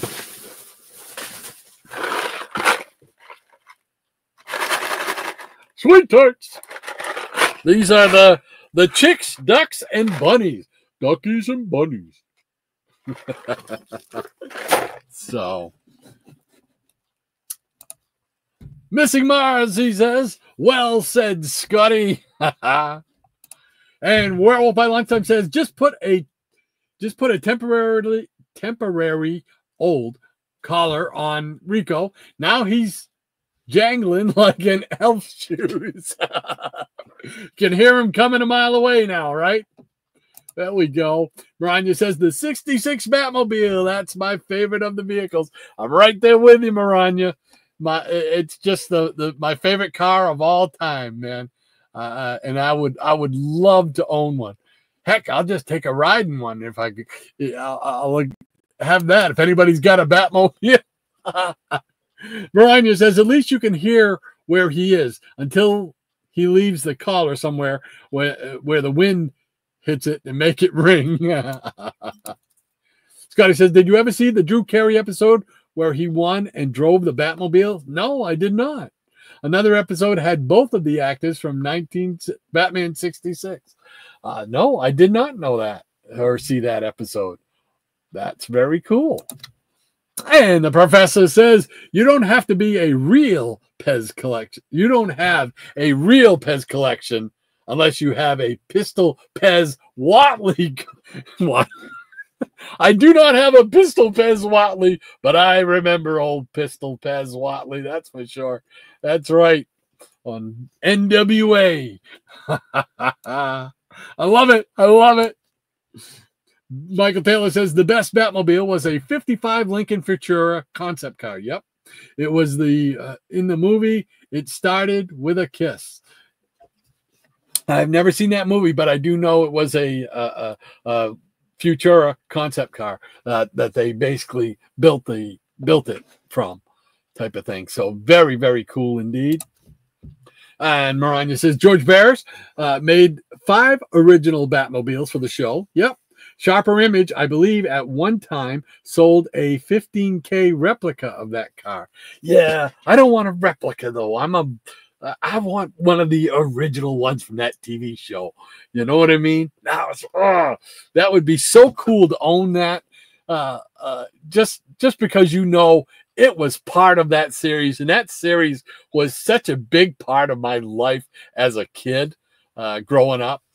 So that was very cool.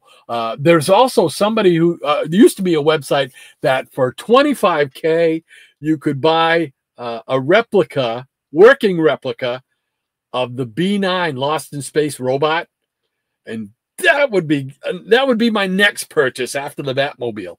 Is I would have my own B9. That would just be awesome. Can you imagine that? Oh wow. I couldn't believe that. Somebody made them. Yeah, $25K. $25,000. You too can own one. Scotty says, oh, yeah, Paradise X. I just bought a Marvel Universe X comics, also by Alex Ross, and kept thinking I had one of them already. It was the one you showed. Oh, cool. Yeah, that's the Wizard special or whatever. Wizard always did a lot of those type of special things like that. So really look forward to that. Hey, Triple P, how you doing, Andrew?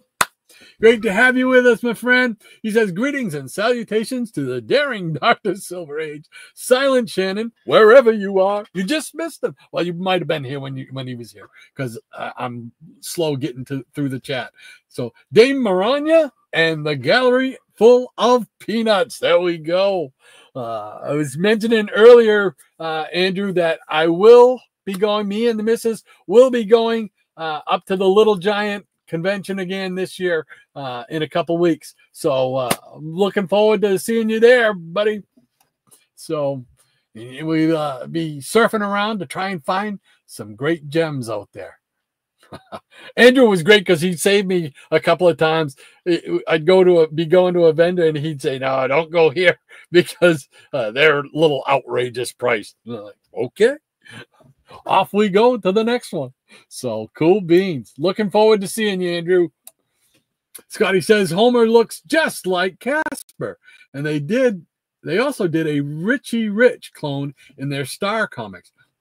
I didn't buy any of the Star comics, obviously, but I'm not familiar with that. I just those ones there are about the extent of the ones that I have with those characters.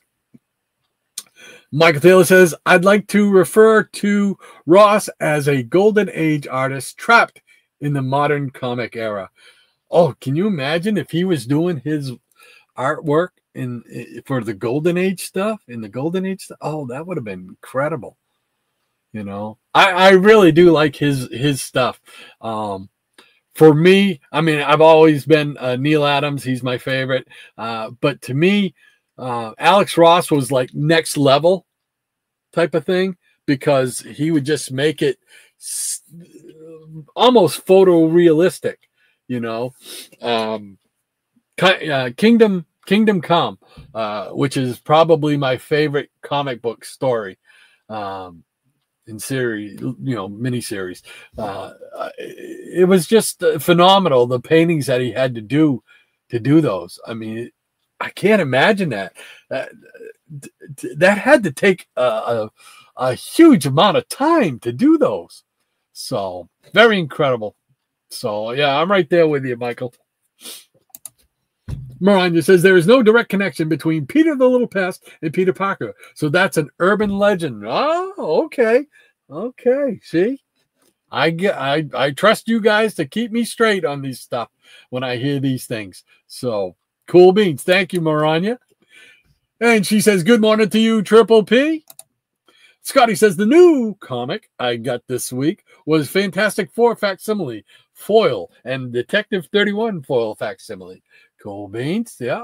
I'd like to get that Detective one myself. I just didn't get to the shop this past week that had one. So I have to try one of my other shops and see if I can pick one up there. So cool beans. Maranya says the other theory about Peter the Pest was that he was Henry Peter Gyrich as a kid. I did not hear that one. No official connection between the two exists. So another urban legend. Cool beans. I didn't hear that one. That's a new one. World by Lifetime says great new comics, Scotty. Scotty says thanks. And $36 comics.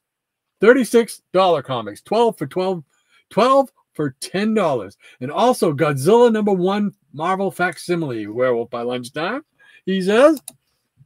And Triple P says, I have been enjoying Hell Hunters. It's full of excitement. The action is fun. The Bucky interpretation is scary but believable. The Soldier Supreme intrigues me. I recommend it. There you go. I've read just the first issue. I haven't gotten to read the subsequent issues yet, but I have got them all. So I'm kind of looking forward to it. When I first bought that first one, I didn't even realize it was a Marvel book. I thought it was a new independent. So otherwise, I might not have bought it, you know. But it looked interesting, and I figured as an independent, I want to see. You know, I'm always fascinated by new heroes and stuff like that. And then I realized, hey, wait a minute. These are Marvel characters.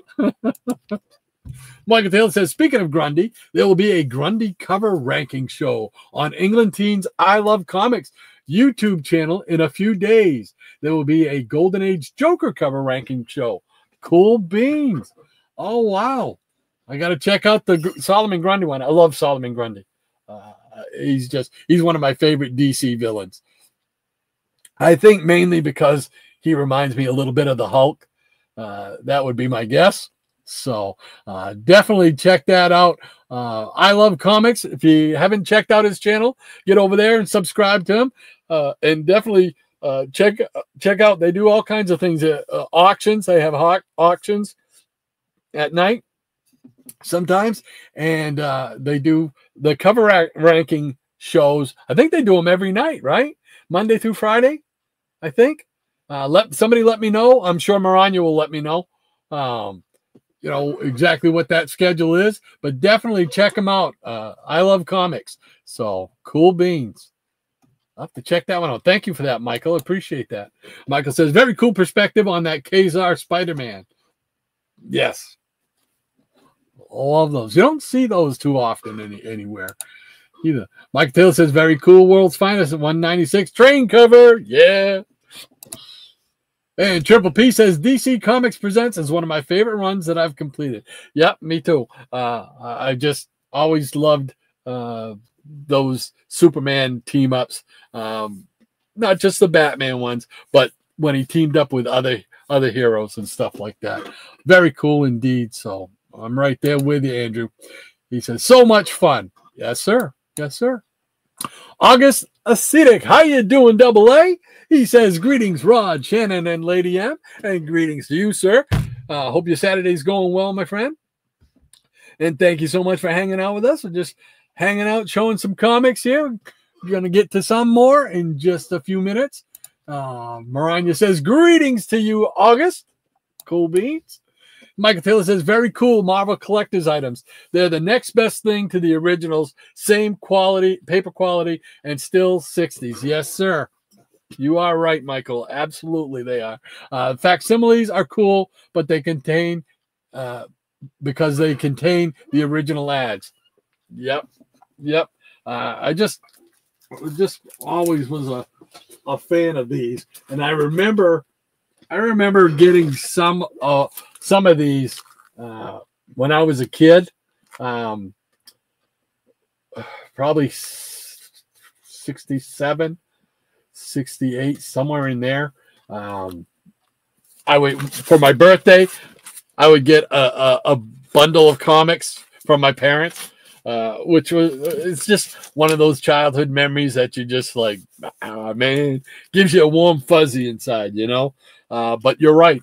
These are a great way to learn about the history of the characters and whatnot before I was able to buy some of those, acquire some of those earlier issues, you know. So that's what makes these, I think, a little more special because number one, they're square bound, and I always loved the square bound.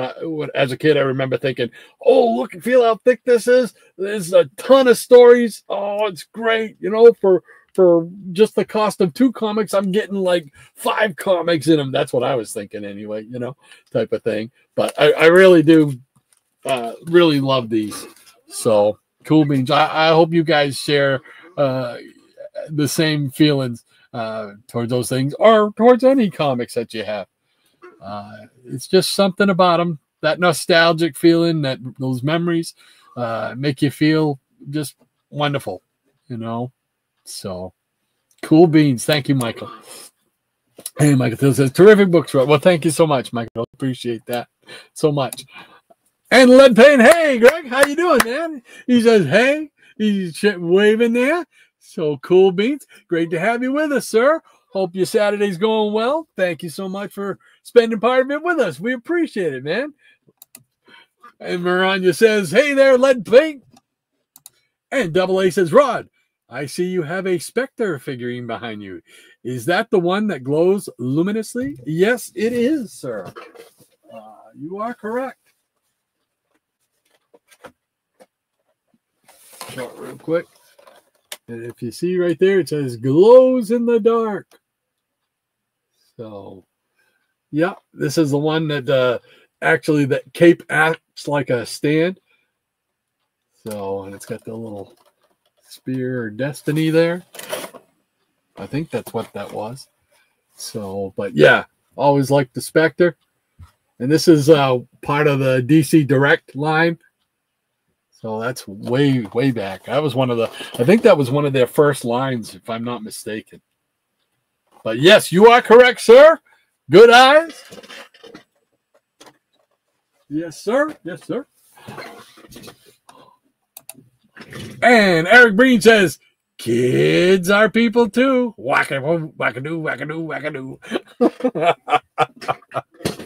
Whoops. My seat is breaking on me. There we go. All right. Thank you, Eric.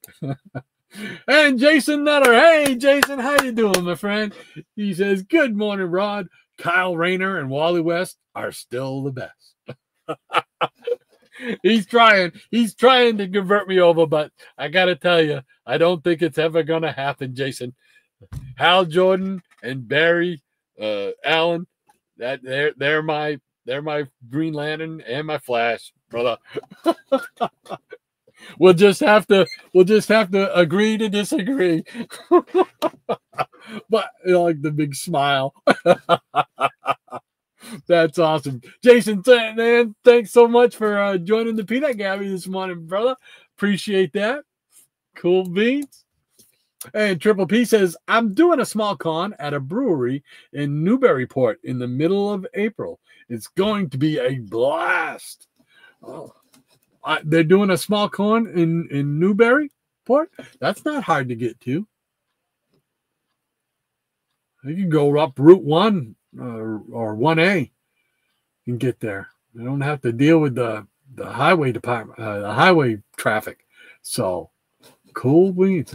At a brewery. I don't know what I'd do at a brewery. I've never had a drop of alcohol in my life, so I'd probably get drunk just smelling the stuff. So, but that's cool. Have to give me some more information on that one. Who's running the con and whatnot. Cool beans. That might be another one I could sneak to. Yeah.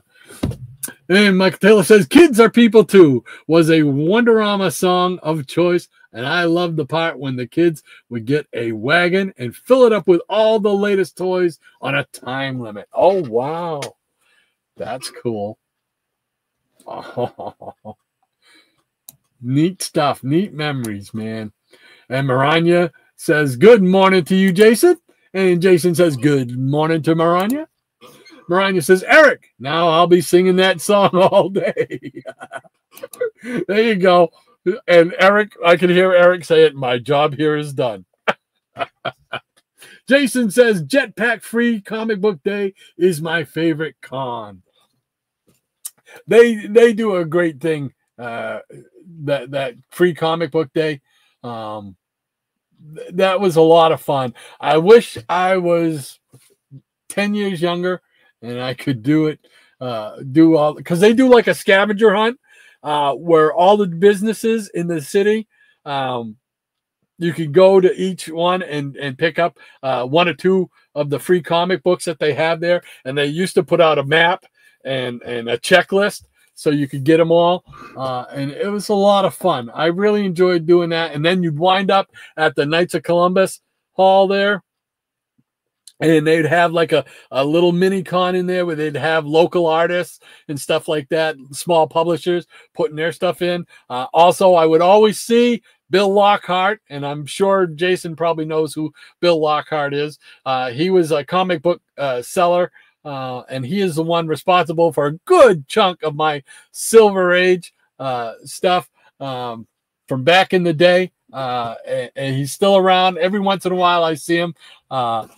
So Bill is an integral part of my comic book collecting and my collection. So always fun to see him. So yeah, you're right, Jason. Jetpack Comics is a local LCS, local comic shop. It's about 20 minutes away, and that's where I used to go a lot. Most of the time to get my comics and everything like that. So, and I still go there. In fact, I was just there like 2 days ago. Jason. Picked up a couple of.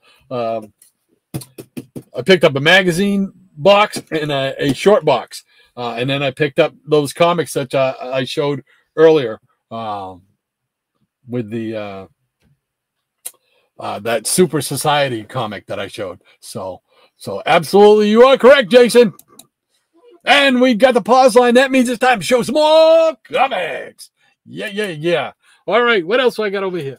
Well, like I said before, I'm going to go to that the Little Giant Comics convention in Concord, New Hampshire. I think it's the first Saturday in April, and Jim Steranko is there, and I always get a book signed by him. That's a must. So looking forward to it. And this year, I think I'm going to have him sign one of my Nick Fury Agents of S.H.I.E.L.D. Now, I don't know which one I'm going to have him sign, although number 4 looks like it's kind of, I need to get a better issue of number 4 because I've got some dirty dirt on the top. But so one of these books is going to get signed by Jim Steranko. So here we go. Here is Nick Fury, Agent of S.H.I.E.L.D. number 1. Who is Scorpio?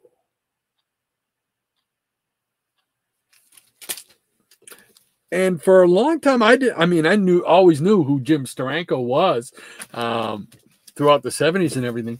But I did not know he didn't do, he was really heavily into it for like 3 years at Marvel. And then he did stuff periodically throughout the rest of his career or whatever. But those were it was the 3 years in the 60s there that was really, really intense. He did a lot of work, including this series here. Here is number 2. And I just couldn't believe that. I just thought he did a much more had a much bigger career or a much longer career. So here is number 3. I got to rebag these. See how you get the wrinkle? The bag starts to wrinkle.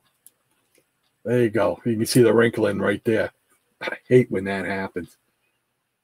So I gotta get these. This was the one I was thinking of doing, but then I saw the top of it. I got to get a better cover of this. You can see how that very top has got some dirt on it, and I've tried to cotton ball it off and stuff like that. That's about as much as I dare to do.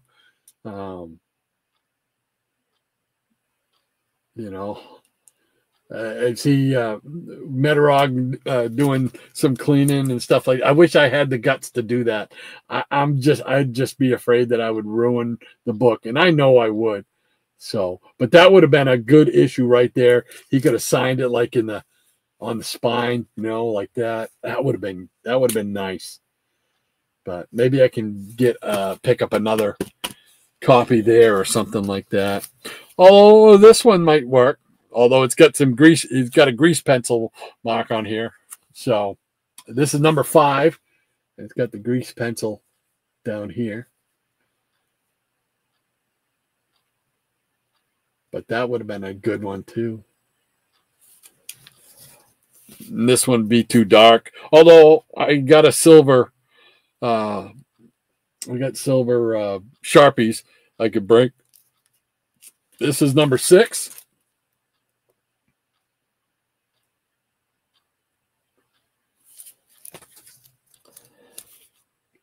And this is a good candidate too. Number 7.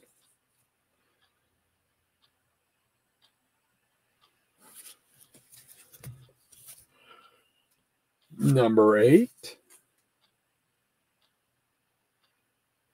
You guys tell me what one you think might work. Might be best to get signed. Here's number 9 with the Hate Monger.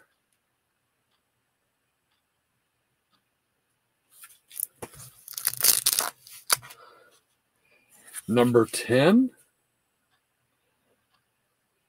A Christmas issue. Number 11.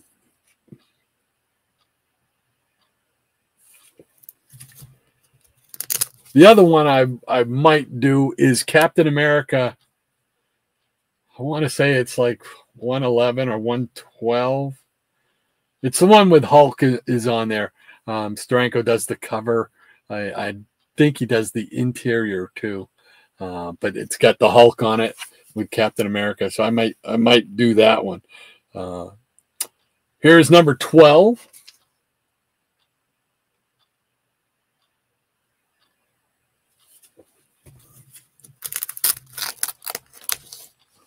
Number 13.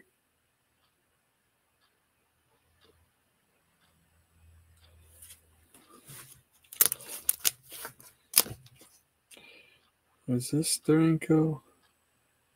No, this is Herb Trimpe, I believe. HT. I think that's what it says. I don't know.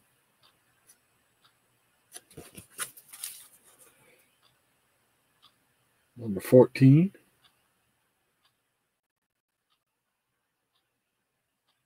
It looks like kind of like Steranko there, but it's signed by HT, which I think would be Herb Trimpe. But here is number 15.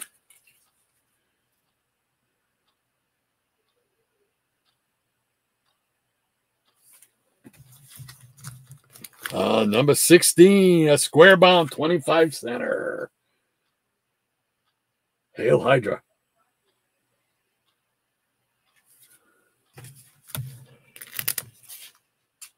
Number 17. That kind of looks like Steranko there.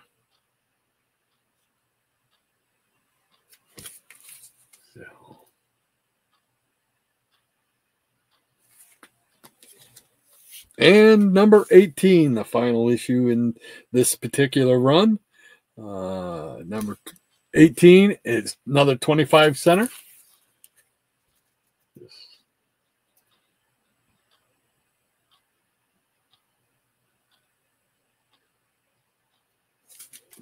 Cool beans.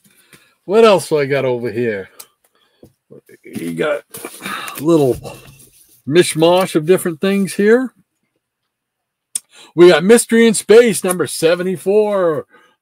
Adam Strange facing himself. What's up with that? And we got Superboy, number 105.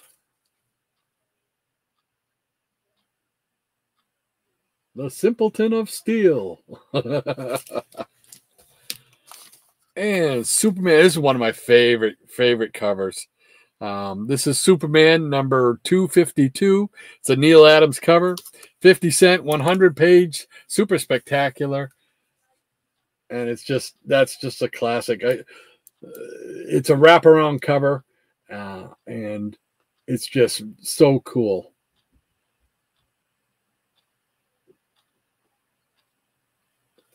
You know what? I'm gonna pull it up. Let's take it right out, because this is just too good not to show the whole thing. So there we go. There we go. They even got the Black Racer on the back cover there. Black Condor. You got Hawkman in there a couple times. Hawkman and Hawkwoman in there twice. So just cool stuff.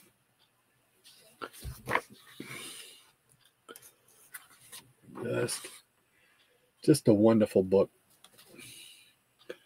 All the stories in it and stuff. These are just so much fun. Those of you who bought comics during this time, man, that's just a special time. It's a special time, man. Put that back in there. We can get it in there without any damagification. There we go. All right. And we got 6 Gun Heroes. Unfortunately, I do not know what issue this is, but it's got Gunmaster in it. I'm trying to collect all of his appearances. So he was in a number of Six Gun Hero series issues. So from Charlton. Hey, speaking of fantasy masterpieces, earlier, here we go with number 11. Human Torch. Love this cover. This is just a great cover. White cover with that red Human Torches. Just cool. 25-cent square bound beauty. Is Frankenstein Monster number 9. Guest starring Dracula. Legion of Superheroes number 4. I think this was the short run series where I think there was only 4 issues. Superman Family Giant number 181. Look, a little hunchback guy. He's a cross between. Oh, he's a gnome. That's what he is.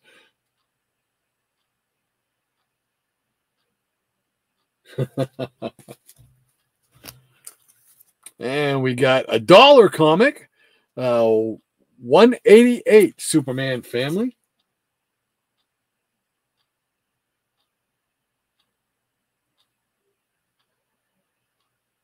What was that? Nightwing and Flamebird or something like that?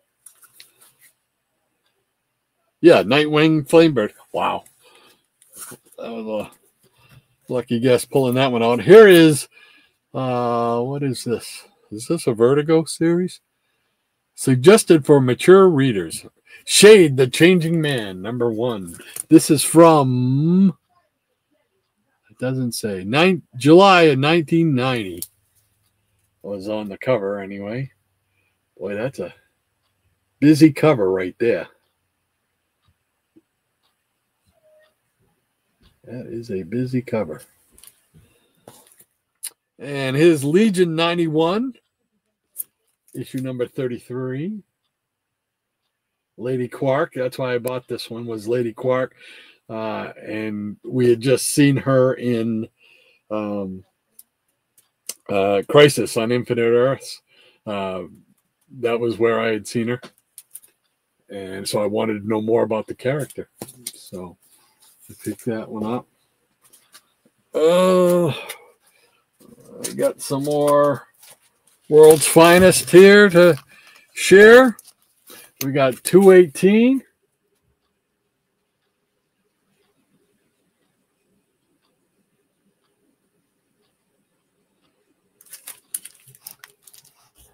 And another 219. So, and another one. Okay. I don't know why I have 3. And 100 pages for 60 cents. World's Finest number 223 with Dead Man. Yeah. This is my off the rack copy right here. These are all my off the racks right here. These 100 pages. This is number 224.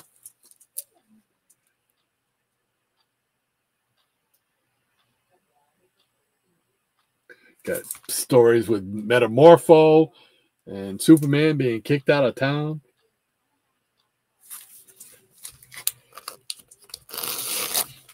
Here is number 225.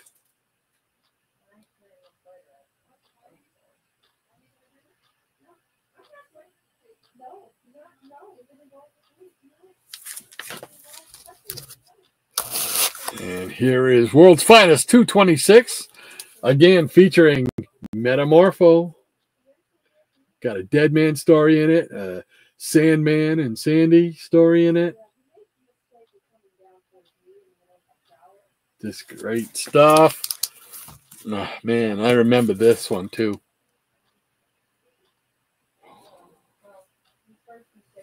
You've all heard me tell the story. Going with my grandfather.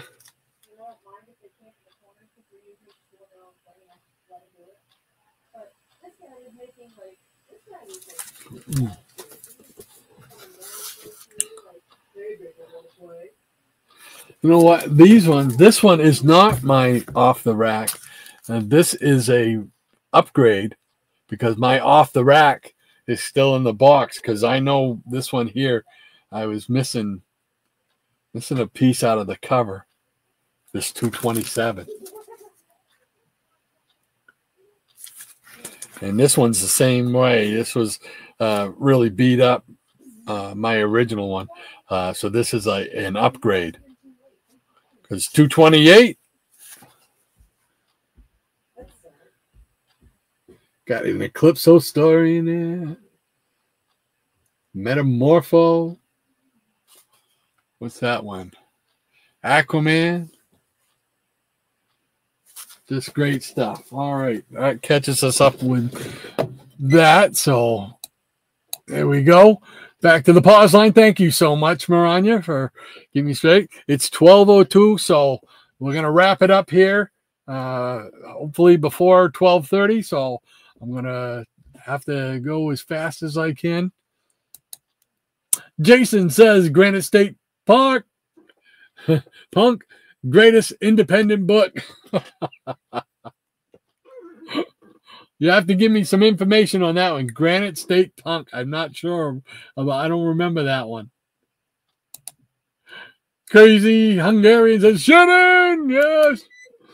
Jason says, and silver coin? Did you mean coins of Judas? Maybe that was it. Maybe it was. Yeah, I think you're right. It was coins of Judas, I think. Yes, I believe you are right, Jason. Yes, yes, yes. Thank you.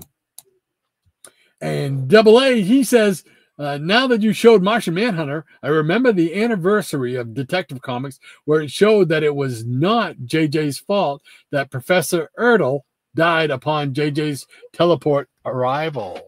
Ah, very good. I am not aware of that. Which issue of Detective Comics is that?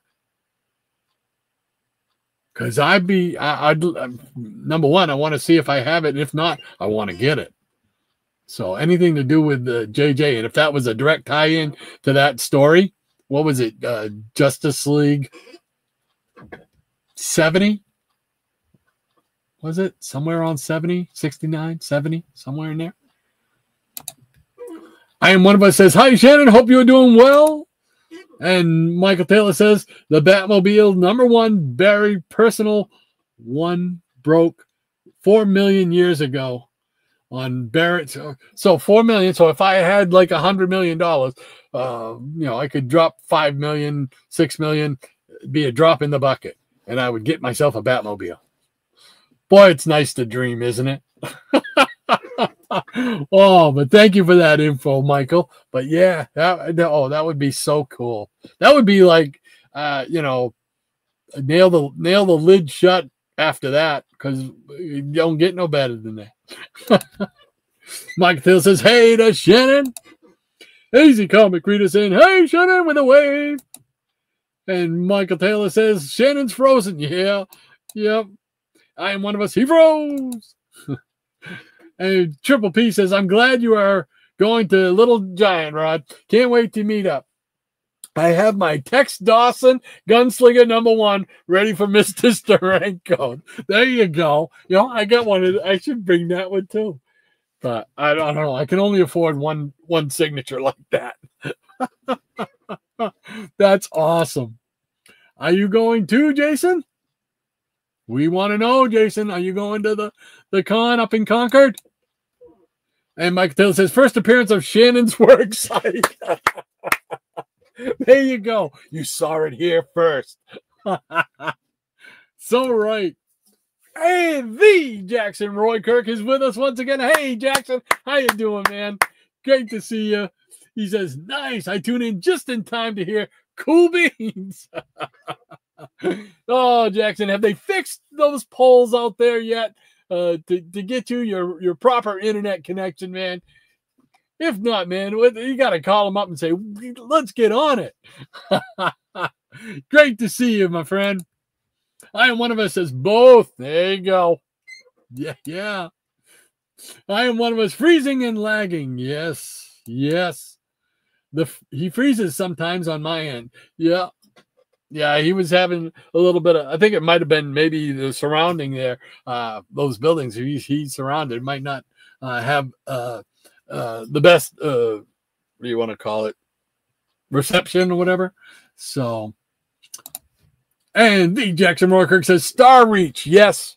Yes, sir. That's what he was talking about. Star Reach. I think they did a graphic novel too, a magazine-sized graphic novel on that too, if I'm not mistaken. For some reason, I see it in my head. But Double A says, speaking of Pez, Rod, do you also have the Pez of the Flash? Because that's the one I got.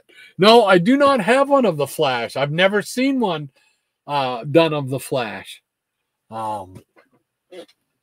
Nope, I got Doctor Strange and Black Panther and Green Lantern, but I do not have the Flash one. So I got to keep an eye open for that. Now you got me on the hunt. You got me on the hunt, Double A.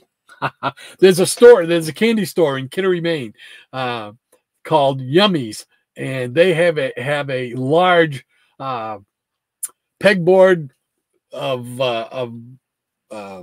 Pez dispensers. So I'll have to go and hit that place and see. That's the largest Pez collection that I've seen. So there's also right up in that area also a place called something Treasures, not National Treasures, but something Treasures. And it's like an indoor flea market type thing set up where people bring their stuff in and they have a booth and they put their stuff in the booth and you can peruse it and whatnot. And you can always find Pez dispensers in there as well. I'm not a huge Pez dispenser. I probably only got like a dozen, maybe. So, but yeah, that's cool to know that there's a Flash one out there because I'd like to get one of those. So I'm going to have to hunt that one down. So thank you for that, Double A. Appreciate that, man. Rania says, good morning to you, Jackson. Double A says the Pez of the Green Hornet is practically impossible to get. Oh, my gosh. Oh, now you're really. Yeah, I can imagine that's probably hard because I wouldn't imagine that has to be an old one, right? Like really old. I don't think they would have made the Green Hornet one fairly new. So. Michael Taylor says, bye, Shannon. Have a great rest of your workday, weekend, and upcoming week. And the Jackson Roykirk says, Maranya, still cut off from the world. Maybe by next week. Miss you guys. Oh, man, I can't believe they haven't gotten to fix those poles yet, man. You got to, squeaky wheel gets the grease, Jackson. Don't forget, squeaky wheel gets the grease. You got to call him up and says, hey, you're messing with my weekly stuff on the internet here. So get the poles fixed. Jason says, sweet tarts, okay, but no junior mints. No junior mints. I'm not a mint guy. No, don't really like mints. I can stomach spearmint, like spearmint gum. I could stomach that once in a while. But no, mints, I was never a mint guy. Not a minty. Maranya says, miss you too. Kick that internet provider in the cojones to get it in gear, Jackson. Michael Taylor says, Scotty, I think I saw that Drew Carey episode. I never did. I don't recall ever seeing that. And I watched Drew Carey too, but could just be my failing memory too. The B9 robot, says Maranya, for 25K sounds like a sharper image item also. Yeah, I just know it was on somebody's website that they did it. They would build it for you. And they showed a number, like they had like, I don't know, like 15 of them already built, ready to go and stuff like that. It was just too cool. It was just like, oh man, 25K though? Wow. I don't know. Maybe even if I sold everything down here, I don't think I'd get 25K. But it would be so cool to have your own B9 robot. That would be awesome, man. Double A says, don't have the toy of the Batmobile, but I have one of Green Arrow's Arrowmobile. Oh, yes. It was a package deal with Green Arrow and Speedy. Yes, that's one of those ones that got away. I wished I'd have bought that set when it came out. You're absolutely right. That was pretty cool. I missed that set. I missed the Aquaman set, and there was another one. I think I missed the Flash set. Yeah, so I just didn't have the expendable income at that time, so I could buy comics or I could buy the toys, and I wound up going with the comics. But that is very cool, AA. That is a very cool package deal right there. You are correct. Mike Taylor says, around early to mid-70s, I met Adam West and Burt Ward signing in costume at a car show. They signed photos for me. I wish I still had those photos. Oh, man, yeah. Oh, that's cool. Holy cow, yeah. That would have been neat. If out of all the celebrities that I could meet, from TV and movies, number one would probably be Clint Eastwood. But Adam West and Burt Ward would have been right up there. Absolutely. Right. I mean, it'd been neck and neck, because Adam West, Batman was, like I said before, Batman was just such a big part of my childhood. If I had a dime for every yellow cardboard utility belt that I made in school at that time, I'd be rich, man. I'd be rich. Mike Phillips says Superman is based on the Kingdom Come. Superman's S is based on the Kingdom Comes S in the new movie. Yeah, the black. You got the black in it, right? If I'm not mistaken. Yeah. I just love that story, Kingdom Come. And I was just, of course, I like things where you can pick out Easter eggs, both in movies and in comics. And that series, Kingdom Come, was full of great Easter eggs, man. In fact, I'm still looking for that Wizard issue that points out lists all the Easter eggs.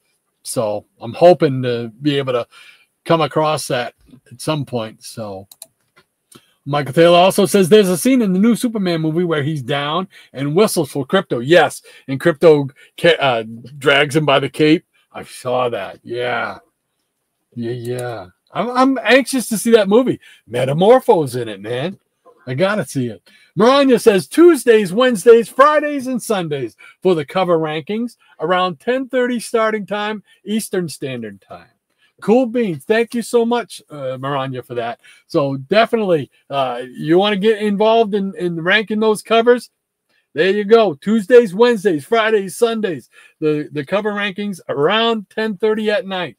So definitely check them out. Get involved, baby. Get involved. So cool. Thank you so much, Maranya. Appreciate that. Double A says, Michael, does the preview also show Metamorpho? Yes. Just shows his face. Just shows his face. The Jackson Marker says, tonight we are having Himalayan rabbit stew for dinner. We found Himalayan on. I love it. Oh my gosh, that's a great one. I didn't see it coming. Oh, I like that. I'm going to use that, Jackson. I'm going to use that. That's funny. We found him laying in the road. Oh, and Miranda, she's got the shock look going. Oh, no. And Michael Taylor says, August, they might have, they might have, don't remember. Okay. Righty. Oh, yeah, they did. Yeah, they did show Metamorpho, only his face. Only his face. That was it. And he had the face like, I think it had like the markings in it and stuff like that. Like I'm trying to think of what series he was in where he was all, it was the one where it turned out to not to be, it was only like a part of Metamorpho. If I'm not mistaken, man, I could be though. Michael Taylor says also those DC facsimiles seem to have closest paper quality to the originals compared to a lot of the past reprints. I agree with you, Michael.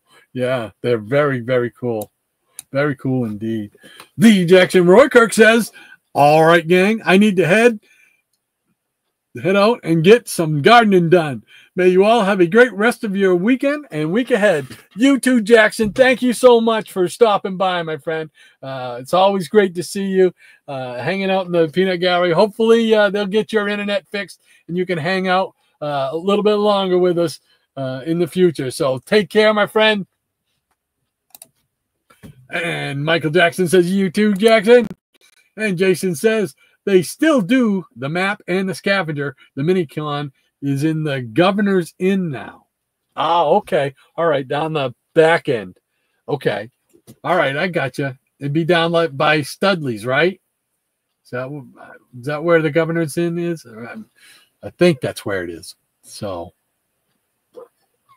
cool beans. Thank you for that, Jason. Yeah, I miss doing that. I really do. I just don't have the energy or the stamina to be able to do all that walking now. But that's cool beans. I'll live vicariously through you, my friend. I want to hear. You need to get on YouTube and do some videos. Show us your collection. I know you got a collection. Come on. Jason says, love Steranko's Captain America. Yes. Yeah. So, I mean, that's, I think he did sign last year. I think it was last year. I had him sign a Captain America one. It was a white cover. So it was pretty cool. Mike Taylor says, fantastic Shield number 3. Yeah. I mean, those are classic Steranko stuff, man. You can't go wrong with it. Double A says, speaking of Green Arrow, a favorite arrow was the fountain pen arrow that would clamp on the rear fender of a Crook's getaway car so that the pen's ink leaves a trail for Green Arrow to follow. There you go. They were very creative. They were very creative indeed. That Shield series came out at the same time as The Man from U.N.C.L.E. I did not know that. I am learning every week. Cool beans. August says, didn't Leonard Nimoy appear on Man from U.N.C.L.E. and that I couldn't tell you. I've only seen a couple of episodes of The Man from U.N.C.L.E. It's never been on. It's never been on that I can remember on a channel regularly. I don't think it's on like MeTV even now. I'm not sure. So I never got a chance to watch the entire run, the entire series. But I'd like to. And I just have never looked to see if I'm sure it's on DVD, right? So, hey, Psychotronics Quick Gun, Aaron, how you doing, brother? He says, nice Steranko rod. Well, thank you so much, Aaron. Great to see you. Hope your Saturday's going well, my friend. Hope your weekend's starting off fine. Appreciate you hanging out with us. So, yeah, just talking, we're going to convention the first Saturday in April. So there won't be a comic book memory show that day. But I'm going to go to it's one I went to last year and met up with Andrew, Triple P. And one of the artists there is Steranko. So I was trying to figure out which book I'm going to have him sign this year. So that's, you can't go and not have Steranko sign a book. Got to. So Michael Taylor says, years ago, I saw Hans video where he was getting together some bronze Neil Adams book for him to sign. Yeah, very cool. Yeah, Neil Adams. I know I've heard stories from people that they didn't have the best experience when they met him, but man, I got to tell you, he was aces with me. So I have nothing else to compare it to. He was just super, super nice to me. He had me come behind there, and he let my daughter take our picture. So I've got a picture of him and I sitting there, and it was just phenomenal. I mean, when you're meeting one of your, not to put too big of a pedestal out there, but one of your favorites, one of your favorite artists. I mean, and he was my favorite artist. To finally meet him and get to talk to him, it was like, oh, thank you. So I really, really enjoyed that. All right, Michael Taylor says, Hans comic book store, Graham Cracker Comics, has an eBay store, but they only seem to sell graded books. Ah, okay. Yeah, I don't usually.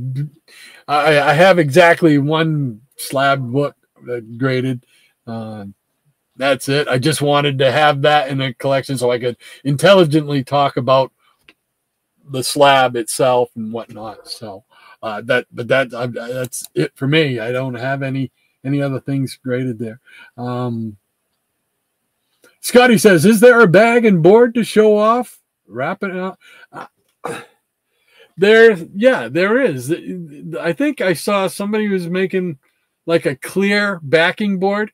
If I'm not mistaken, they make a clear backing board so you could actually see the back of the book. Or some people will take the backing board and put it in the center of the book. I've never done that because I just never really had a mind to do that. But some of them I could see where that would be the thing to do, and that book would be one of them. You know, so you just have to make sure the board, maybe trim a little bit off the board so it's not pushing into the binding of the book and damaging it that way, I would think. But yeah, I think there is, Scotty. Double A says, I saw a video where Hans was chatting with Adams, Michael. Hans, man, if you ever get a chance to check out Hans's channel, Captain Strange-Life, he's just got some of the most incredible videos. That video that he did, it's one of his earlier ones where he does his house tour. That is just phenomenal. I mean, this is just incredible, the stuff that he has there in his world of stuff, which is awesome. I mean, he was going through there and you could see stacks of comics, Silver Age, Bronze Age, Golden Age in some cases, that were just there in stacks. And it's just like, oh my gosh, wow, what a collection he has. Incredible, incredible indeed. Maranya says, I believe there is a clear backing board that does just that, Scotty. There you go. You're right, Maranya. I believe so. You're right. Michael says, yeah, that's a great Superman 100-page super spectacular. Always like that image of Superman flying over his title on some of the Bronze Age books. Yeah. Yep. I like that. Scotty Z70 says, but is there one wide enough so you can display it? I suppose you could buy two and display them side by side. Yeah, I don't know. One that would, you'd have to, if you're going to display it, which means you got to show both sides, it would have to be a double size one. And you might, I don't know. I don't know, because I'm getting nervous just thinking about that, having it opened up, so that the covers are shown, maybe inside of a Treasury edition bag. You know what I mean? But I wouldn't want to store it like that. I don't know. I'd have to buy another one. I'd have to have a good one for the collection, and then I'd have to have one that I don't mind it being, put in that kind of position. Mike Taylor says, always like fantasy masterpieces. Me too, Michael. Really enjoyed those when I discovered them and went and picked them up. I was lucky. It didn't take long to pick up all of those fantasy masterpieces, and they are some great reads, some great Golden Age stories in them. And they even had some of the pre-code monsters and stuff like that. So absolutely. Maranya says he was Vladik on Man from Uncle. Why does Vladik? That sounds like a vampire. Just August. Oh, cool. I did not know that. I didn't. August says, thank you, Lady M. And Michael Taylor says, August. Yes, that was the second part where he's there at the store. Yes. Scotty says, I accidentally got a Matures Reader comic. Darn, I said. I'm immature. Yeah, well, that's I'd be right there with you, Scotty. He says, I still giggle when people say duty. And Michael Taylor says he had a nice amount of books for Adams to sign. Yeah, I bet.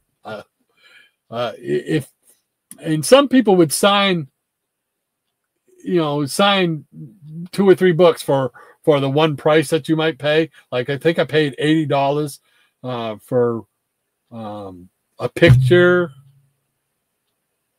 and for him to sign the book and everything. But I mean, to me, it was well worth it. It was well worth it. So he was just nice as pie, and had a blast. And it's a moment I will always cherish because that was a lot of fun.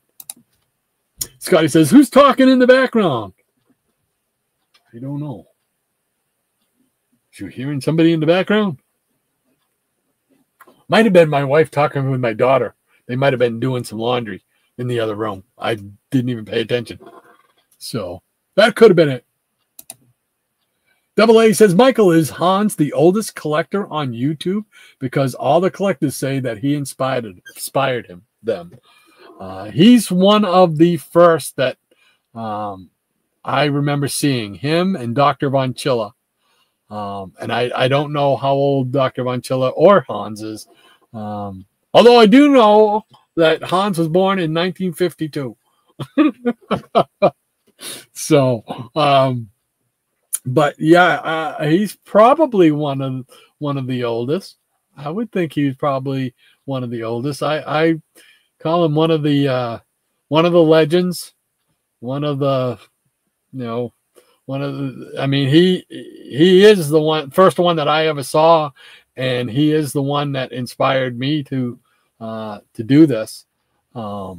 Much to his chagrin, I'm sure, at this point. But he was just wonderful. I just there's a lot of those. Like I said, Captain Strangelove, Dr. Von Chilla, Howler Mouse was another one that I watched a lot of. Trying to think of Shannon, of course. He was one of the first ones that I remember watching. There was quite a few of them there that were around then at the time. There was a fellow by the name of Sarge, TD Sarge, that I used to like to watch. He was out of Massachusetts. So it was fun to chat with him. So let's see. Scotty says, talk like the micro machine man. You'll get through in time. Yeah, exactly. I'm going. It's already 12:30, man. I gotta get going. Mike Phillips says, August, yes. Hans, aka Captain Strangelove, yes. Scotty says, 4 million years ago, Batmobile would have been a mammoth. There you go. And Jason says, my best friend writes Coins of Judas and Granite State Punk. Granite is set here in New Hampshire. The falling of the old man of the mountain allowed witchcraft back into the state. Oh, interesting. The old man of the mountain, man. Oh, cool beans. I'll have to see if they're there again this year. I'll have to pick that up. But the coins, I think I picked up the first 3 issues of the Coins of Judas from them. And if they got more, I'll probably buy those when I get there too, because that was a good series. I really like that. Scotty says, I hear the Flash Pez dispensers sell out fast. I see what you did there. Scotty says, I'm not a mint guy either. I'm fine with fine or very fine grades. There you go. Nothing wrong with that. Michael Taylor says, love the B9 robot growing up. Used to try and draw it all the time. I'm with you, Michael. I used to draw that thing all the time, man. I just was fascinated by that robot. Just unbelievable. Just one of those things that for some reason it just clicked with you as a kid, or clicked with me as a kid. Double A says, didn't the Pez of the Flash come out only once. I don't know. I'm not familiar with the, like I said, I never knew that there was a Flash Pez dispenser. So now I've got to try and see if I can find one somewhere. So we'll see. Scotty says, the nicest celebrity you've ever met is Enos from Dukes of Hazzard.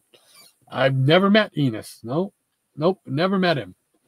So I never met anybody from, I don't think I've met anybody from TV other than Major Mudd, who was a kids TV show out of Boston. And I don't think I have ever met any other celebrity from TV or movies. So Michael Taylor says Adam West had his cowl over his cape at the show, like he did on the late 70s show Challenge of the Super Friends. Oh man, that was I remember reading that in the TV guide, seeing that on there, and like, oh, it's on Thursday night, so I got to make sure Thursday night I am in front of the TV.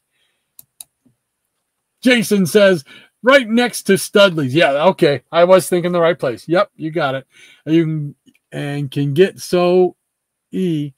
cool drawing there. Cool beans. Cool beans. I just wish I could, I wish I could walk those distances, but you're walking quite a bit. I know back when I did do it, I was gassed when I finally got to the Knights of Columbus Hall there. So Michael Taylor says, Rod, Michael Jackson, I'm not as well known. Did I call you Michael Jackson?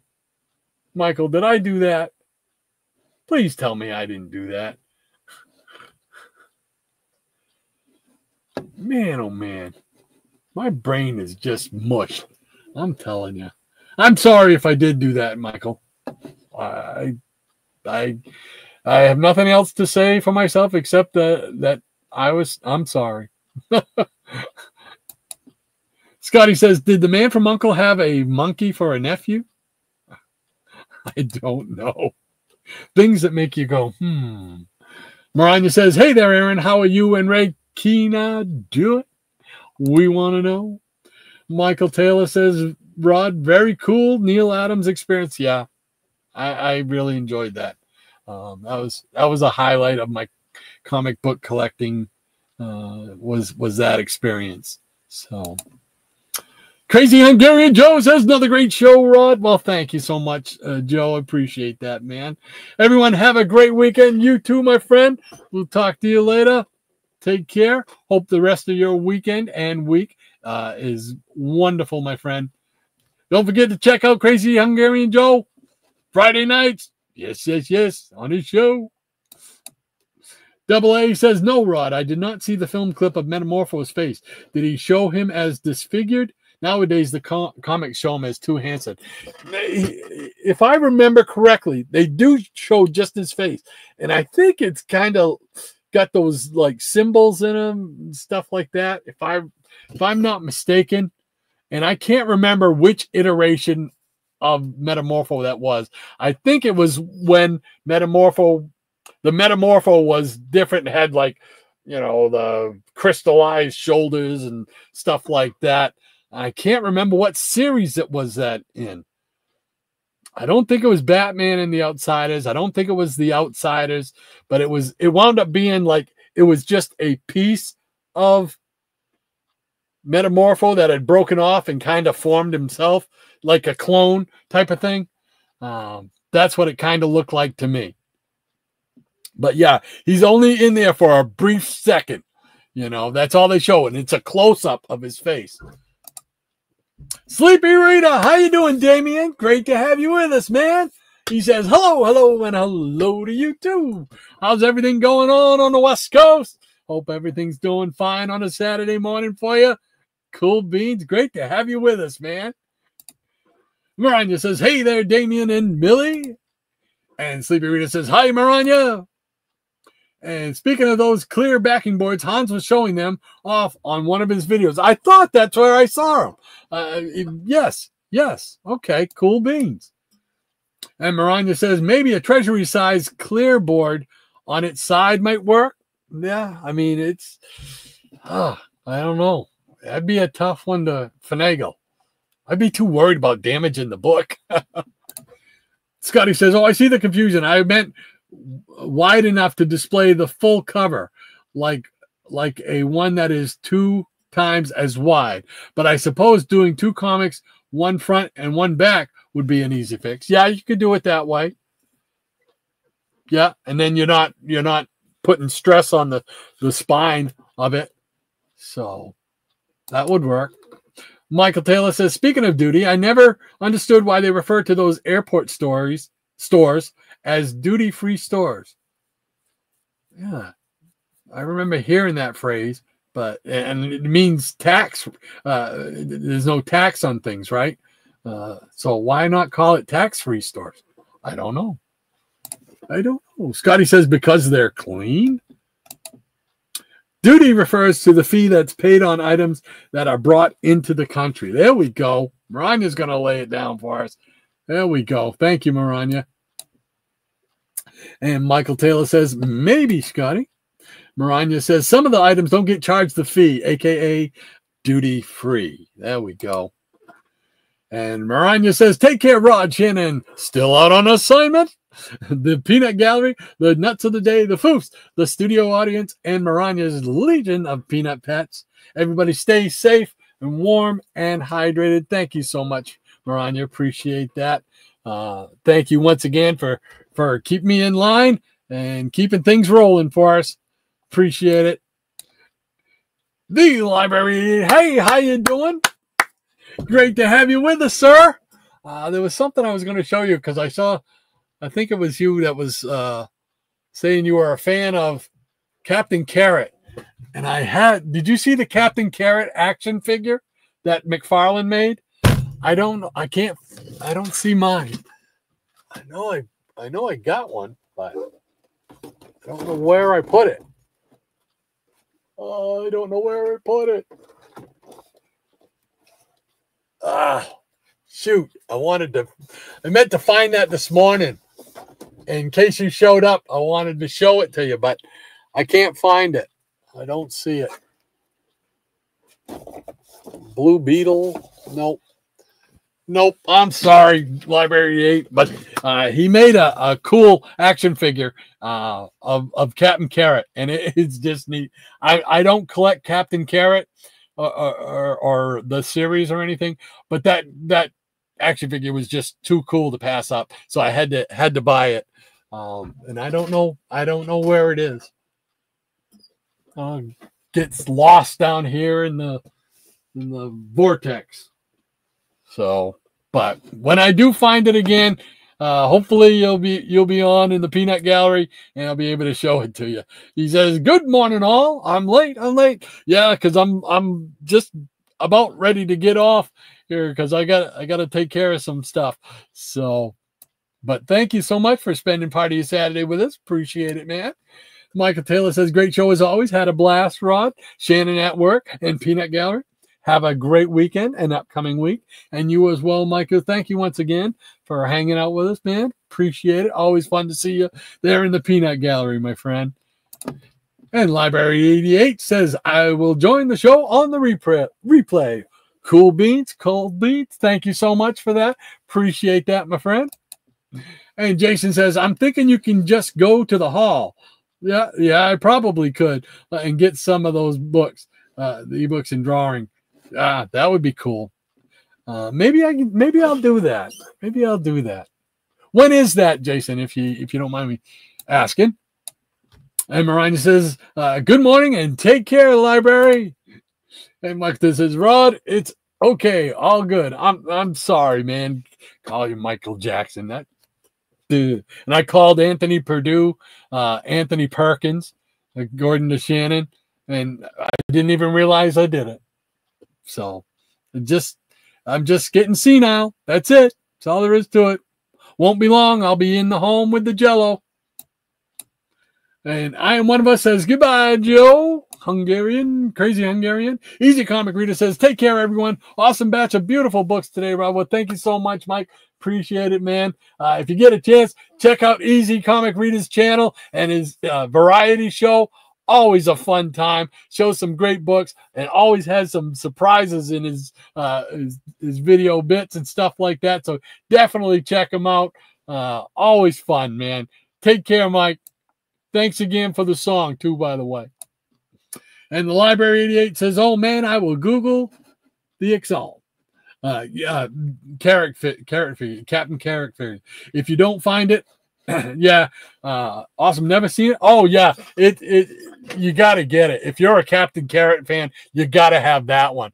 Because, I mean, like I said, I'm not a collector of Captain Carrot, but it was just way too cool. I had to have that kind of figure. So cool beans. Good luck. Hopefully you'll be able to grab one. Scotty says, when I was a kid, I thought Karate Kid was Carrot Kid. Library 88 says, have a great rest of your day, Rod and everyone. You too, Library. Take care, man. I am one of us says, I'd like to see your Captain Carrot one day, Rod. Well, I don't know. I might be in a box up there because I did put some of the figures in a box, and I might have put that one in the box. I know it's not out on my pegboards because when I was loading the pegboard, I would have seen it. And it's the McFarlane one. They're come in the box thing. So I'll find it again, and I'll be able to show it. Definitely. Double A says, I enjoyed the show as usual. Well, thank you, sir. Well, I have to go catch up on my bagging and boarding. There you go. Fun, fun, fun. A labor of love. Take care, Rod and Lady M. And you too, August. Take care, man. Great to have you with us once again, my friend. Thank you so much for spending part of your Saturday with us. Always appreciate it.